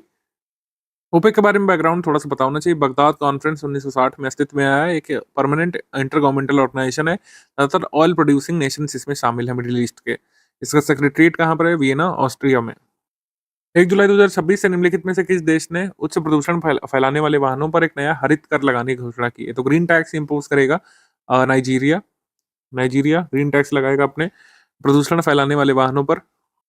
निम्नलिखित में से कौन सा स्टेटमेंट इनकरेक्ट है? इसमें लिखा है कि union minister doctor Jitendra Singh ji ने वर्चुअली इनॉग्रेट किया था इंडिया पोस्ट का 100th एनजेन post office North Eastern Hill University NEHU Shillong में। NEHU शिलोंग में ये इंडिया पोस्ट का 100th एनजेन पोस्ट ऑफिस स्टैब्लिश तो हुआ है, लेकिन इसको इनॉग्रेट ज्योतिरादित्य सिंधिया ने किया, जो मिनिस्ट्री ऑफ कह सकते हैं कमीशन को देख रहे हैं, यूनियन मिनिस्ट्री ऑफ कम्युनिकेशन को, तो इन्होंने वर्चुअली इनॉग्रेट किया था India 100th India Post and Gen post office, North Eastern Hill University Shillong में, मेघालय में। एंड जेन पोस्ट ऑफिस जो होता है basically youth centric postal centre होता है, जो स्टूडेंट्स को, फैकल्टी मेंबर्स को और यूनिवर्सिटी कैंपस के लोगों को स्पेसिफिकली उनकी नीड्स को ध्यान में रखकर सर्व करता है। तो एक यूनिवर्सिटी के भीतर ये पोस्ट ऑफिस खोलते हैं। ये सवा ऐसा एंड जेन पोस्ट ऑफिस ही खोला गया है शिलोंग में। बिहार कैबिनेट ने अप्रूव कर दिया है $500 मिलियन का लोन जो है वर्ल्ड बैंक से मिला है। ये पटना, गया, मुजफ्फरपुर, भागलपुर और पूर्णिया को मिलेगा to implement integrated urban development. ये सही है, ये वाला रॉन्ग है। तुम्हारा उत्तर क्या हो जाएगा? इनकरेक्ट हो जाएगा ओनली वन। 1 मई 2026 को किस राज्य के 7 वर्षीय बालक ईशांक सिंह ने पाक स्ट्रेट को पार करने वाले सबसे कम उम्र के तैराक बनने का रिकॉर्ड दर्ज किया है? तो पाक स्ट्रेट पार करने वाले सबसे यंगेस्ट स्विमर बन गए, झारखंड से हैं ईशांक सिंह, झारखंड से हैं, बी यहाँ पे सही है। तो श्रीलंका के तलाई मन्नार से धनुषकोडी तक की यात्रा तमिलनाडु में इन्होंने पूरी की है। 29 किलोमीटर का डिस्टेंस होता है। तैर करके 9 घंटे 50 मिनट में पूरा किया है और अपनी उम्र के हिसाब से सबसे कम समय लिया इन्होंने। ईशांक सिंह ने, बी यहाँ पे सही है। आगे क्वेश्चन है कि ग्लोबल रिसर्च फाउंडेशन ने जो है निम्नलिखित में से किस भारतीय प्रौद्योगिकी संस्थान ने ग्लोबल रिसर्च फाउंडेशन ने सिलेक्ट यूएसए इन्वेस्टमेंट समिट के दौरान कैलिफोर्निया के मेनलो पार्क में अपने पहले अमेरिकी केंद्र की स्थापना की घोषणा की थी? तो कौन सा आईआईटी बेसिकली ये यूएस सेंटर अपना मेनलो पार्क कैलिफोर्निया में स्टैब्लिश करने वाला है? आईआईटी मद्रास करेगा, सी यहाँ पे सही है, आईआईटी मद्रास। अगला प्रश्न है कि डीआरडीओ ने जो है किस राज्य के बुराड़ी मैदान में रासायनिक, जैविक अभिकरण और परमाणु क्षेत्र प्रशिक्षण और प्रदर्शन केंद्र का उद्घाटन किया है? Chemical, biological, radiological and nuclear field training and demonstration centre का उद्घाटन बुराड़ी ग्राउंड में किया है। कहाँ पे? ऑब्वियस सी बात है, बुराड़ी कहाँ पे? दिल्ली में। ए सही है, दिल्ली यहाँ पे सही है। इसको इनॉग्रेट किया था डीआरडीओ चीफ जो चेयरपर्सन है, सेक्रेटरी भी हैं, समीर वी कामत ने। समीर वी कामत। तो सेंटर कैसे हेल्प करेगा? इसका उद्देश्य यह है कि हम अपनी प्रिपेयर्डनेस यानी तत्परता, तैयारी सही करें। रेडिएशन और न्यूक्लियर इमरजेंसी के मामले में हमारी क्या तत्परता है उसको टेस्ट करने के लिए बुराड़ी में ये chemical, biological, radiological and nuclear field training और डिमॉन्स्ट्रेशन सेंटर खोला गया है। 6 मई 2026 को निम्नलिखित में से किसने चेन्नई में शहरी परीक्षण केंद्र और एरोसोल वेधशाला का उद्घाटन किया था? इसका उद्घाटन किया था डॉक्टर एम रविचंद्रन ने। Indian Institute of tropical metrology Pune ने हालांकि इसको स्टैब्लिश किया है चेन्नई में। ठीक है, चेन्नई में। एटमॉस्फेरिक डेटा को ट्रैक करने के लिए, वेदर पैटर्न समझने के लिए, विंड फ्लो समझने के लिए, टेम्परेचर चेंज समझने के लिए ये खोला गया है urban experiment station and aerosol observatory, Chennai, Tamil Nadu में। आगे है 10 मई को 2026 को प्रधानमंत्री ने तेलंगाना के किस शहर में पीएम मित्र पार्क का उद्घाटन किया? ये वारंगल में किया था पीएम मित्र पार्क का उद्घाटन 10 मई को। ए यहाँ पे सही है। पीएम मित्र पार्क, ये पीएम मित्र पार्क स्कीम के तहत है, मिनिस्ट्री ऑफ टेक्सटाइल के तहत। ये 5F का विजन इसमें लेकर चला जा रहा है, यानी farm to fibre to factory to fashion to foreign. ठीक है, उत्तर प्रदेश में भी एक पीएम मित्र पार्क बनने वाला है, लखनऊ हरदोई रोड पर बनने वाला है उत्तर प्रदेश में पीएम मित्र पार्क। आगे बढ़ते हैं, कौन सा स्टेटमेंट इनकरेक्ट है इसमें बताना है। सुप्रीम कोर्ट ने एक जजमेंट में क्लैरिफाई किया कि कंज्यूमर को फोर्स नहीं किया जा सकता उन सर्विसेज को पे करने के लिए जो उन्हें ना मिल रही हो, तो ये सही है। आगे सर्वोच्च न्यायालय ने देश भर के न्यायाधीशों वकीलों के बीच विवादों को सौहार्दपूर्ण ढंग से निपटाने के लिए सभी हाई कोर्ट्स को शिकायत निवारण समितियां स्थापित करने का निर्देश दिया है, ये सही। आगे सर्वोच्च न्यायालय ने देश भर के उच्च न्यायालयों में लंबित जमानत आवेदनों को शीघ्र निपटाने के कई सुझाव दिए हैं और संविधान के अनुच्छेद 21 के अंतर्गत व्यक्तिगत स्वतंत्रता के संरक्षण के महत्व पर बल दिया। उन्होंने कहा है कि कई बार जो एप्लीकेशन पेंडिंग होते चले जाते हैं, लिस्टिंग नहीं हो पाती बेल एप्लीकेशन की हाई कोर्ट में, तो उसका जल्दी से निपटारे के लिए कोई सिस्टम बनाने के लिए यहाँ पे गाइडलाइन जारी की है सुप्रीम कोर्ट ने, ये सही। तो जब तीनों ही करेक्ट हैं तो इनकरेक्ट कोई है नहीं, आंसर हो जाएगा इसमें D, none of the above, कोई भी इनकरेक्ट नहीं है, उपयुक्त में से कोई भी गलत नहीं है। 26 अप्रैल 2026 को शेरनोबिल परमाणु आपदा के कितने वर्ष पूरे हुए थे? तो शेरनोबिल डिजास्टर के कुल मिलाकर के 40 साल इस तरीके से पूरे हुए 2026 में। 1986 26 अप्रैल को यह हादसा हुआ था। नाउ यूक्रेन में है ये शेरनोबिल, यूक्रेन में पड़ता है। प्रेजेंट बाउंड्रीज के हिसाब से पहले ये सोवियत यूनियन का भाग हुआ करता था शेरनोबिल, बी यहाँ पे सही है, बी। भारतीय शोधकर्ताओं ने भारत में जंपिंग स्पाइडर की कितनी नई प्रजातियों की खोज की थी? जंपिंग स्पाइडर की 2 नई प्रजातियां भारत में खोजी गई हैं, मोगरस शुष्का और मोगरस पुणे, इनको नाम दिया गया है। शुष्क जो है एक संस्कृत वर्ड है जिसका मतलब होता है एरिड, ठीक है, या ड्राई कह सकते हैं हम लोग। 17 मई 2026 को नेपाली पर्वतारोही कामी रीता शेरपा जो हैं, उन्होंने रिकॉर्ड कितनी बार माउंट एवरेस्ट पर चढ़ करके इतिहास रच दिया है। तो ये 32वां इनका जो एक्सपीडिशन था माउंट एवरेस्ट पर, ये उन्होंने पूरा किया। बी यहाँ पे सही है। और जो है अपने ही रिकॉर्ड को उन्होंने तोड़ दिया वर्ल्ड हाईएस्ट पीक पर चढ़ने का। और उन्होंने पहली बार चढ़ाई की थी 1994 में, तब से ये 32वीं बार चढ़ाई कर चुके हैं कामिरीता शेरपा। फिर ये काफी चर्चा में जो रहा था, पीएम मोदी जी ने कहा था कि भाई सोना मत खरीदो, ठीक है। तो उसी संदर्भ में इम्पोर्ट ड्यूटी पर लिमिट यहाँ पर लगाई थी। प्रेशियस मेटल्स पर जो इम्पोर्ट ड्यूटीज पर जो नियम है, गवर्नमेंट ने 100 kg का गोल्ड इम्पोर्ट का लिमिट यहाँ पर सेट किया था एडवांस अथॉरिटी स्कीम के तहत। यानी कि जो इम्पोर्ट करते हैं बड़े बड़े बिजनेसेस गोल्ड वगैरह को, तो 150 kg की नहीं, यहाँ पे 100 kg की लिमिट है। ये स्टेटमेंट रॉन्ग हो जाएगा। पहले इसमें कोई भी ऐसी फिक्स लिमिट नहीं थी। अगर आप ड्यूटी पे करते हैं तो कितना भी जो है इम्पोर्ट कर सकते हैं, लेकिन अब गवर्नमेंट ने 100 किलो गोल्ड की यहाँ पर लिमिट लगा दी है, ठीक है। और 100 किलो से ज़्यादा लिमिट से अगर आप ज़्यादा इंपोर्ट करना चाहते हैं तो ये ड्यूटी जो है 6% के बजाय 15% रहेगी। Overall import duty on gold and silver beyond the scheme limit would be जो है 15%, पहले 6% की थी। और साथ ही इसमें कहा गया कि 100 kg ज़्यादा अगर आपको चाहिए तो उसका कुछ भाग आपको कंपल्सरली एक्सपोर्ट भी करना पड़ेगा। तो ये वाला यहाँ पे रॉन्ग हो गया पहला वाला, लेकिन सेकंड स्टेटमेंट यहाँ पे सही है कि अगर 100 kg से ज़्यादा गोल्ड या सिल्वर इंपोर्ट करते हैं तो ड्यूटी 6% की बजाय लगेगी 15%। तो उत्तर हो जाएगा इसमें करेक्ट ओनली सेकंड है, ओनली सेकंड, केवल 2। निम्नलिखित में से कौन सा स्टेटमेंट इनकरेक्ट है, अब आपको बताना है। डब्ल्यूएचओ ने इबोला के आउटब्रेक को डेमोक्रेटिक रिपब्लिक ऑफ कांगो और युगांडा में ग्लोबल हेल्थ इमरजेंसी के रूप में डिक्लेयर कर दिया था। ये सही न्यूज़ है, करेक्ट है ये। यूनियन हेल्थ मिनिस्ट्री ने क्लैरिफाई किया कि जो इंजेक्टेबल ब्यूटी प्रोडक्ट्स जो चल रहे हैं वो लीगल नहीं है, वो लीगल है। ये लीगल तो घोषित किया है, लेकिन हेल्थ मिनिस्ट्री ने नहीं इसको किया है घोषित, इसको किया रेगुलेटरी बॉडी ने, जो कि है central drug standards control organisation, CDSCO जिसको बोलते हैं। उन्होंने क्लैरिफाई किया है ये इंजेक्टेबल ब्यूटी प्रोडक्ट्स हैं, यानी जो आप स्किन के अंदर जो है इंजेक्ट करते हैं वो बिल्कुल भी लीगल नहीं है। कॉस्मेटिक्स जो कि ऊपर से लगाए जाते हैं एक्सटर्नल एप्लीकेशन के लिए, जैसे स्प्रे है, ट्रीटमेंट्स हैं, ठीक है, क्रीम्स हैं, या फिर जो भी रोलर्स है, मतलब रोल ऑन जो लगाते हैं, वो अगर स्किन के ऊपर लगाया जाता है, ठीक है, तो वो जो है ब्यूटी प्रोडक्ट कहलाएगा। इंजेक्टेबल कोई भी आइटम है वो लीगल ब्यूटी प्रोडक्ट नहीं है। Products injected intradermally do not qualify as cosmetics under drug and cosmetics act 1940। ये CDSCO ने क्लैरिफाई कर दिया कि कोई भी आप ऐसा ब्यूटी प्रोडक्ट ना खरीदें जो कि इंजेक्ट किया जाता है स्किन के अंदर। सेंट्रल गवर्नमेंट ने नोटिफाई कर दिया था नया स्टैंडर्ड 30% इथेनॉल ब्लेंडिंग का, E30 इसको बोलते हैं। हालांकि पब्लिक से काफ़ी बैकलैश मिल रहा है, क्योंकि हमारे भारतीय इंजन इतना इथेनॉल स्तर झेलने के लिए तैयार नहीं। लोगों के कार्बोरेटर खराब हो रहे हैं, इंजन खराब हो रहे हैं, लेकिन सरकार भाई इथेनॉल पुश करती ही जा रही है। ये करेक्ट है, ठीक है। तो हमारा आंसर इसमें हो जाएगा कौन सा इनकरेक्ट है, ओनली सेकंड। CDSCO ने क्लैरिफाई किया कि इंजेक्टेबल कोई भी आइटम ब्यूटी प्रोडक्ट लीगली नहीं है। इबोला की इमरजेंसी के बारे में जो है ये रिकमेंडेशन दिए गए थे, और इसमें कहा गया था कि अगर आपको किसी अननोन कॉज से फीवर होता है तो आपको जो है इबोला की जांच करानी चाहिए। इबोला वायरस डिसीज के बारे में अगर बात करें तो ओरिजिन 1976 का है, लेकिन कई सारे स्ट्रेन बदल बदल करके कई बार ये आ जाता है। इबोला नाम की नदी बहती है साउथ सूडान में, वहां पर सबसे पहले डिटेक्ट किया गया था, तो इसी वजह से इसका नाम है।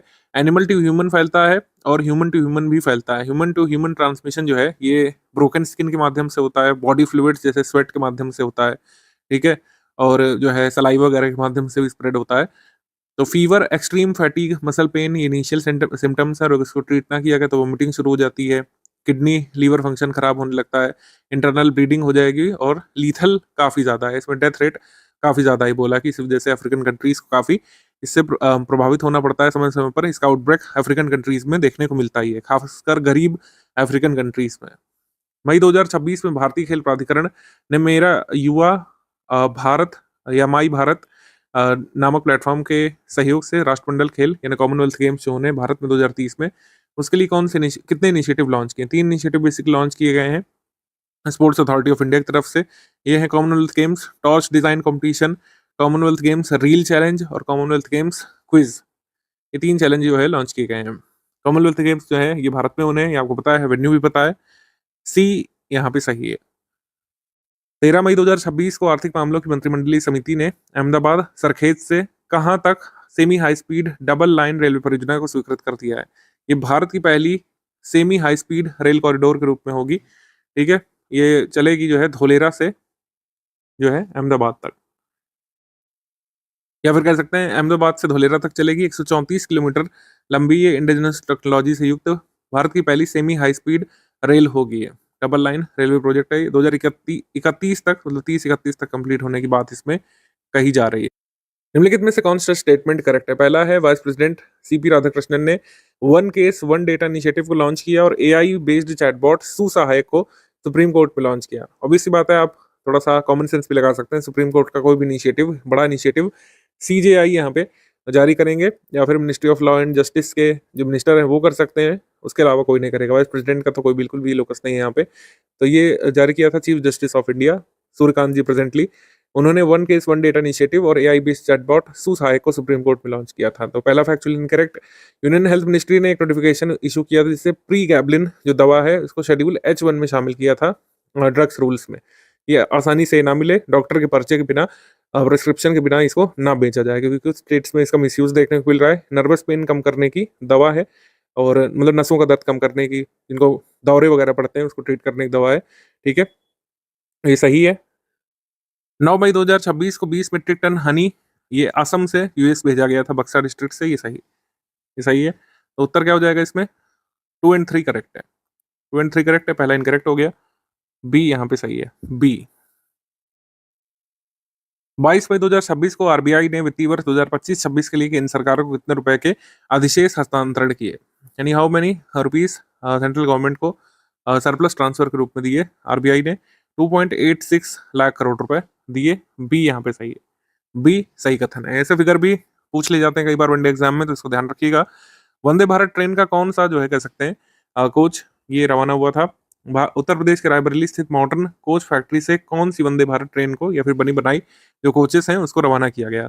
तो सभी ये वंदे भारत ट्रेन या फिर उसके कोचेस कह सकते हैं मैन्युफैक्चर किए गए थे कहाँ पे? मॉडर्न कोच फैक्ट्री में। वंदे भारत ट्रेन का प्रोडक्शन आपको पता है 2018 शुरू हुआ है। 2018 से पहली वंदे भारत लॉन्च भी की गई थी वाराणसी से। तो प्रोडक्शन इनका शुरू हुआ था इंटीग्रल कोच फैक्ट्री चेन्नई में, और फिर इसको रेल कोच फैक्ट्री कपूरथला में बनाया गया, मॉडर्न कोच फैक्ट्री रायबरेली में। तो 3 जगह पर वंदे भारत के कोच मैन्युफैक्चरिंग फैक्ट्री स्थित है। मतलब 3 ही जगह वंदे भारत जो आप ट्रेनें देखते हैं वो बन रही हैं, उसके कोचेस। तो डी यहाँ पे सही है। सभी वंदे भारत ट्रेन या फिर उसके कोचेस को मैन्युफैक्चर किया गया मॉडर्न कोच फैक्ट्री रायबरेली में, डी। आगे क्वेश्चन है, इनमें से कौन सा स्टेटमेंट करेक्ट है? सऊदी अरब ने अभी हाल में इंटरनेशनल बिग कैट अलायंस को ज्वाइन कर लिया है, सही कथन है। गवर्नमेंट ऑफ इंडिया ने ड्राफ्ट रूल्स यहाँ पर इशू कर दिए हैं। Developing India employment and livelihood guarantee mission rural act, या फिर कह सकते हैं वीबी जी राम जी को लागू करने के रूल्स यहाँ पे नोटिफाई कर दिए हैं। ड्राफ्ट रूल्स जो है ये नोटिफाई कर दिए 2 मई को, 22 मई को एक्चुअली, 22 मई 2026 को। यह भी सही है। इंडिया ने ऑफिशियली लॉन्च किया था अपना पवेलियन या फिर अपना मंडप 61वें इंटरनेशनल आर्ट एग्जीबिशन जो है कह सकते हैं इटली में, जो कि रोम में हुआ था। बाकी सब सही है, लेकिन ये वेनिस में हुआ था, इटली में, ना कि रोम में। तो ये वाला इनकरेक्ट हो जाएगा, ये वाला इनकरेक्ट। हमारा आंसर हो जाएगा इसमें 1 और 2 करेक्ट, ए सही है। 1 और 2 यहाँ पे सही है। सऊदी अरब को IBCA International Big Cat Alliance का भाग यहाँ बना दिया गया। 26 सदस्य यहाँ पे हो गए कुल मिला करके। इंटरनेशनल बिग कैट अलायंस भी ये भारत का इनिशिएटिव है। प्रधानमंत्री नरेंद्र मोदी जी ने इसको लॉन्च किया था ईयर 2023 में। वीबी जी राम जी एक्ट जो है ये भारत में पूरे देश में कब से जो है लागू मान ली जा रही है? 1 जुलाई 2026 से। ये डेट लर्न कर लीजिएगा, जरूरी है। 1 जुलाई 2026 से ये पूरे देश में अस्तित्व में आ चुकी है। मनरेगा को इसने रिप्लेस कर लिया। मनरेगा में 100 दिवस तक गारंटीड कार्य का प्रावधान था, इसमें दिवस बढ़ा करके 125 कर दिए गए। मई 2026 में निम्नलिखित में से किसने एआई में हो रही प्रगति से उत्पन्न होने वाले साइबर सुरक्षा जोखिमों की जांच के लिए एक टास्क फोर्स बनाया है? cybersecurity.ai, ये बनाया है सेबी ने। cybersecurity.ai ये बनाया है सेबी ने, बी। प्रधानमंत्री जन सुरक्षा योजना जो आई थी, जो ये है आपकी 3, प्रधानमंत्री जीवन ज्योति बीमा योजना, प्रधानमंत्री सुरक्षा बीमा योजना, अटल पेंशन योजना, इसने कितने वर्ष पूरे कर लिए हैं? तो इन योजनाओं ने अपने कुल मिलाकर पूरे कर लिए हैं 11 वर्ष पूरे कर लिए हैं, 11। मई मंथ 2026 में निम्नलिखित में से किस राज्य सरकार ने महिलाओं की सुरक्षा में सुधार के लिए आधुनिक सुविधाओं से लैस एक विशेष कार्यबल सिंगप्पेन का जो है कह सकते हैं गठन किया है? सिंगप्पेन नामक टास्क फोर्स बनाई तमिलनाडु ने। तमिलनाडु के नव निर्वाचित सीएम ने जो है इसको बनाया है। वहाँ की जो इंस्पेक्टर जनरल ऑफ पुलिस है भवानीश्वरी, वो इसको हेड करेंगे। तमिलनाडु में इसका उद्देश्य क्या रहेगा? क्राइम्स अगेंस्ट वुमेन को कम करना, सिक्योरिटी स्ट्रेटजीज इंप्लीमेंट करना, वुमेन सेफ्टी के लिए रैपिड रिस्पॉन्स को जनरेट करना। रॉक लिंक इंडिया ने अप्रैल 2026 में उत्तर प्रदेश के बुलंदशहर के औरंगाबाद में भारत का पहला एकीकृत लिथियम आयन बैटरी और दुर्लभ पृथ्वी चुंबकीय रिसाइकलिंग प्लांट का उद्घाटन किया, या फिर India first integrated lithium ion battery and rare earth magnet recycling plant को इनॉग्रेट किया। बाकी सब सही है, लेकिन ये औरंगाबाद कहाँ से आ गया भाई? बुलंदशहर में तो सिकंदराबाद है, सिकंदराबाद में इसको किया है। तो पहला यहाँ पर इनकरेक्ट हो गया, पहला इनकरेक्ट हो गया। केंद्रीय मंत्री श्री नितिन गडकरी ने गुजरात के राष्ट्रीय राजमार्ग 48 के 84 टोल प्लाजा पर भारत का पहला multi lane free flow barrier रहित टोलिंग सिस्टम लॉन्च किया है। मतलब टोल पर आपको थोड़ा सा गाड़ी धीमा करना पड़ता है, सिग्नल डाउन होता है, इसमें कोई सिग्नल नहीं रहेगा। Free flow barrier less tolling system है, मतलब कार चलती जाएगी और RFID रीड कर ली जाएगी, टोल आपका कट जाएगा। तो ये सही। अगर इसमें स्टेट का नाम पूछ लें कि 84 टोल प्लाजा है कहाँ पे, ये आपका गुजरात में है, गुजरात में नेशनल हाईवे 48। और फिर है कि चीफ जस्टिस सूर्यकांत ने डिक्लेयर किया है सिक्किम को India first completely paperless state judiciary. एक नेशनल कॉन्फ्रेंस हुई थी गैंगटोक सिक्किम में, वहां पर India first completely paperless state judiciary घोषित किया गया सिक्किम को। ये भी सही है, तो आंसर हो जाएगा इसमें ओनली वन। केवल पहला यहाँ पे इनकरेक्ट है, only one. Completely paperless judiciary का मतलब है कि ई फाइलिंग केसेस की, digital case record, virtual hearing, automated workflow, एकदम सब कुछ बिना किसी फाइल, बिना किसी कागजी फाइल बने यहाँ पे सुनिश्चित किया जाएगा सिक्किम में। ऑब्वियस सी बात है, सिक्किम छोटा सा राज्य है, जनसंख्या कम, केसेस भी कम, तो वहीं पर ऐसी चीजें फिजिबल हो सकती हैं। 10 मई 2026 को निम्नलिखित में से किसने ओडिशा के संभलपुर जिले के नकदी देउल में भीमा मंडली इको हेरिटेज साइट का शिलान्यास और उद्घाटन किया था? भीमा मंडली इको हेरिटेज साइट का उद्घाटन किया था धर्मेंद्र प्रधान जी ने। सी यहाँ पे सही है, सी। संबलपुर से 92 किलोमीटर नकदी देउल में स्थित है और यहाँ पर कहा जाता है 10,000 वर्ष पुरानी रॉक पेंटिंग्स होने के प्रमाण है इनिशियल एस्टिमेट से, या और भी पुराने हो सकते हैं, 15,000 से 20,000 साल भी पुराने हो सकते हैं। सी यहाँ पे सही है, धर्मेंद्र प्रधान। 17 मई 2026 को केंद्रीय गृह मंत्री अमित शाह ने गुजरात के किस शहर में नवनिर्मित मिलियन माइंड्स टेक पार्क और ग्रैमी यानी कि Ganesh real estate management institute city campus का उद्घाटन किया था? इसका उद्घाटन उन्होंने किया था अहमदाबाद में। अहमदाबाद को बेंगलुरु, हैदराबाद और पुणे जैसे भारतीय प्रौद्योगिकी केंद्रों के रूप में डेवलप करना है अहमदाबाद को।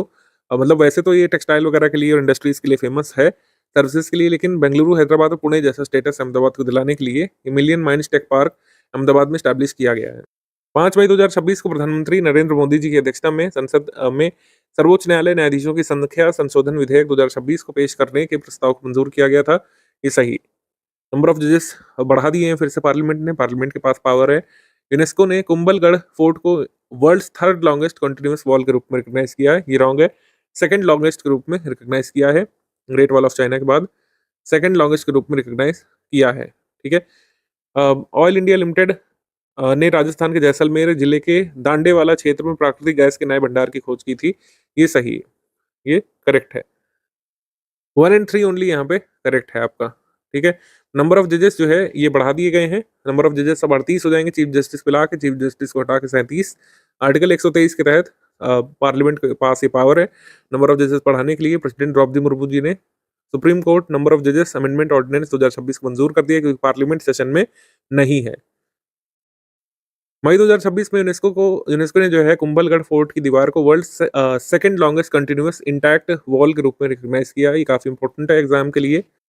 दीवार की लंबाई लगभग रहेगी 36 किलोमीटर और इसकी विड्थ है 15 से 25 फीट। अप्रैल 2026 में एक मामले की सुनवाई करते समय सुप्रीम कोर्ट जजेस ने डिक्लेयर किया safe travel on national highway को फंडामेंटल राइट के रूप में। किस आर्टिकल के अंतर्गत? आर्टिकल 21 के अंतर्गत। यहाँ पर राइट टू लाइफ के अंतर्गत राइट ऑफ या फिर safe travel on national highways को एक फंडामेंटल राइट माना है सुप्रीम कोर्ट ने। जिन्होंने कहा रोड सेफ्टी एक एडमिनिस्ट्रेटिव पॉलिसी का ही भाग नहीं बल्कि कॉन्स्टिट्यूशनल ऑब्लिगेशन भी है स्टेट का कि सेफ ट्रैवल नेशनल हाईवेज में इंश्योर करे, क्योंकि ये भी राइट टू लाइफ के अंतर्गत आने वाला एक फंडामेंटल राइट रहेगा। Right to safe and motorable roads. आगे के लिए ध्यान रखिएगा। इंडिया ने Guinness book of world record में अपना नाम दर्ज किया है world's largest under water national flag को होइस्ट करके, यानी कि पानी के भीतर विश्व का सबसे बड़ा जलमग्न राष्ट्रीय ध्वज फहराया है। Guinness book of world record में अपना नाम दर्ज किया है। किस बीच में? राधानगर बीच में ये फहराया गया था झंडा। ठीक है, डी यहाँ पे सही है। विश्व का सबसे बड़ा जलमग्न राष्ट्रीय ध्वज फहराया गया था।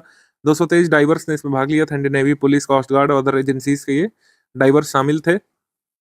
राधानगर बीच ये कहाँ पड़ेगा? स्वराज द्वीप हैवलॉक आइलैंड में पड़ेगा, ठीक है, अंडमान एंड निकोबार आइलैंड्स में।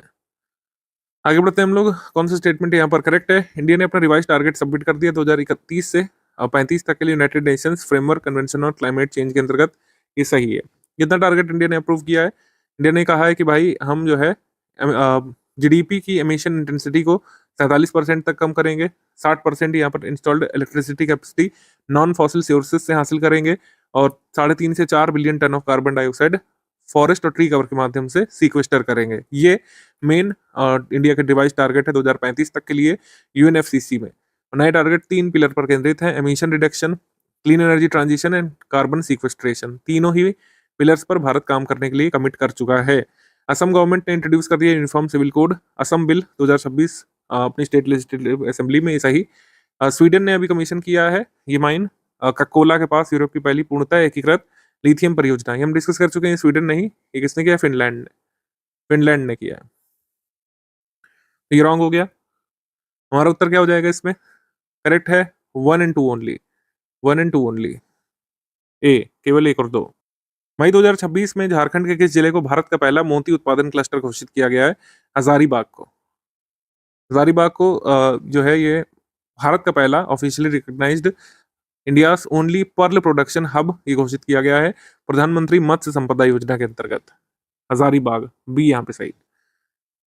आगे क्वेश्चन है, रक्षा मंत्री राजनाथ सिंह और दक्षिण कोरिया के देशभक्त और वयोवृद्ध मामलों के मंत्री क्विन ओ ह्यूल ने सियोल साउथ कोरिया में किस पार्क में भारतीय समर स्मारक का संयुक्त रूप से उद्घाटन किया? तो ये किया है इमजिंगक पार्क में। इमजिंगक पार्क में ये वॉर मेमोरियल का उद्घाटन रक्षा मंत्री और सियोल के वहाँ के जो है कह सकते हैं मिनिस्टर ऑफ पेट्रोटिज्म ने ज्वाइंटली लॉन्च किया था। इस पार्क का नाम पूछ सकते हैं, इमजिंगक पार्क, सियोल में, साउथ कोरिया में। आगे क्वेश्चन है कि कौन सा स्टेटमेंट यहाँ पर इनकरेक्ट है? Department of promotion of industries and internal trade DPIIT ने एक डिटेल्ड ऑपरेशनल गाइडलाइंस जारी कर दी है भाव्य यानी कि जो है इंडिया इंडस्ट्रियल डेवलपमेंट स्कीम के लिए। भारत औद्योगिक विकास योजना भाव्य के लिए कार्यान्वयन योजना जारी कर दी है, ये सही। आगे है, world third largest outside China battery energy storage system has been operational in Khavda, Kutch, Gujarat. ये है तो, मगर ये थर्ड लार्जेस्ट नहीं, ये सेकंड लार्जेस्ट है। Second largest battery energy storage system में लगाया गया है कच्छ में। ये रॉन्ग हो गया। अडानी ग्रीन एनर्जी लिमिटेड ने इसको लगाया है world second largest single location battery storage system outside China, मतलब चाइना के पास सबसे बड़ा है। ये सेकंड लार्जेस्ट ये कच्छ में, गुजरात में खावड़ा में लगाया गया है, ये सही। हमारा उत्तर हो जाएगा इसमें ओनली 2। ये वाला इनकरेक्ट है, फर्स्ट वाला करेक्ट है। और जो ये भव्य स्कीम है इसके तहत 100 plug and play industrial park की पूरे भारत में डेवलप की जाएंगे 6 साल के टाइम पीरियड में, जिससे उद्यमिता या फिर जो इंडस्ट्रीज जो है लगाई जा सके। मिनिमम लैंड रिक्वायरमेंट होगी स्टेट्स के लिए 100 एकर्स, नॉर्थ ईस्ट और हिली रीजन के लिए 25 एकड़ रहेगी हर प्लग एंड प्ले पार्क के लिए। आगे क्वेश्चन है कि Kerala has become the first state to create a dedicated department for artificial intelligence under department of industries and commerce at cabinet level. तो कैबिनेट लेवल पर पहला कृत्रिम बुद्धिमत्ता समर्पित विभाग बनाया गया केरला में, ये सही। आर्थिक मामलों की कमेटी ने scheme for support to transportation and handling of ration with automation public distribution system के तहत, जिसको सार्थक PDS कहा जा रहा है, ये सही कथन है। तो दोनों यहाँ पे सही हो जाएंगे, 1 and 2 बोथ करेक्ट। 27 मई 2026 को केंद्र सरकार की उल्लास नव भारत साक्षरता कार्यक्रम के तहत कौन सा स्टेट फुली लिटरेट स्टेट जो है घोषित हुआ है? फुली लिटरेट स्टेट घोषित हुआ है सिक्किम। आपको पता है कि 95% का स्टैंडर्ड है नव भारत साक्षरता कार्यक्रम के तहत। 95% अगर थ्रेशोल्ड लिमिट पार कर ली तो 100% लिटरेट घोषित इसमें कर दिया जाता है, और 99.82 हासिल कर लिया है सिक्किम ने। तो ये सिक्किम जो है ये 5th फुली लिटरेट स्टेट बन गया भारत का, जिसने माइलस्टोन हासिल किया है। मिजोरम, गोवा, त्रिपुरा, हिमाचल प्रदेश ये उल्लास नव भारत साक्षरता कार्यक्रम के तहत स्टेटस प्राप्त करने वाले राज्य बन चुके हैं। नॉर्थ ईस्ट का तीसरा स्टेट है सिक्किम, ये स्टेटस हासिल करने वाला।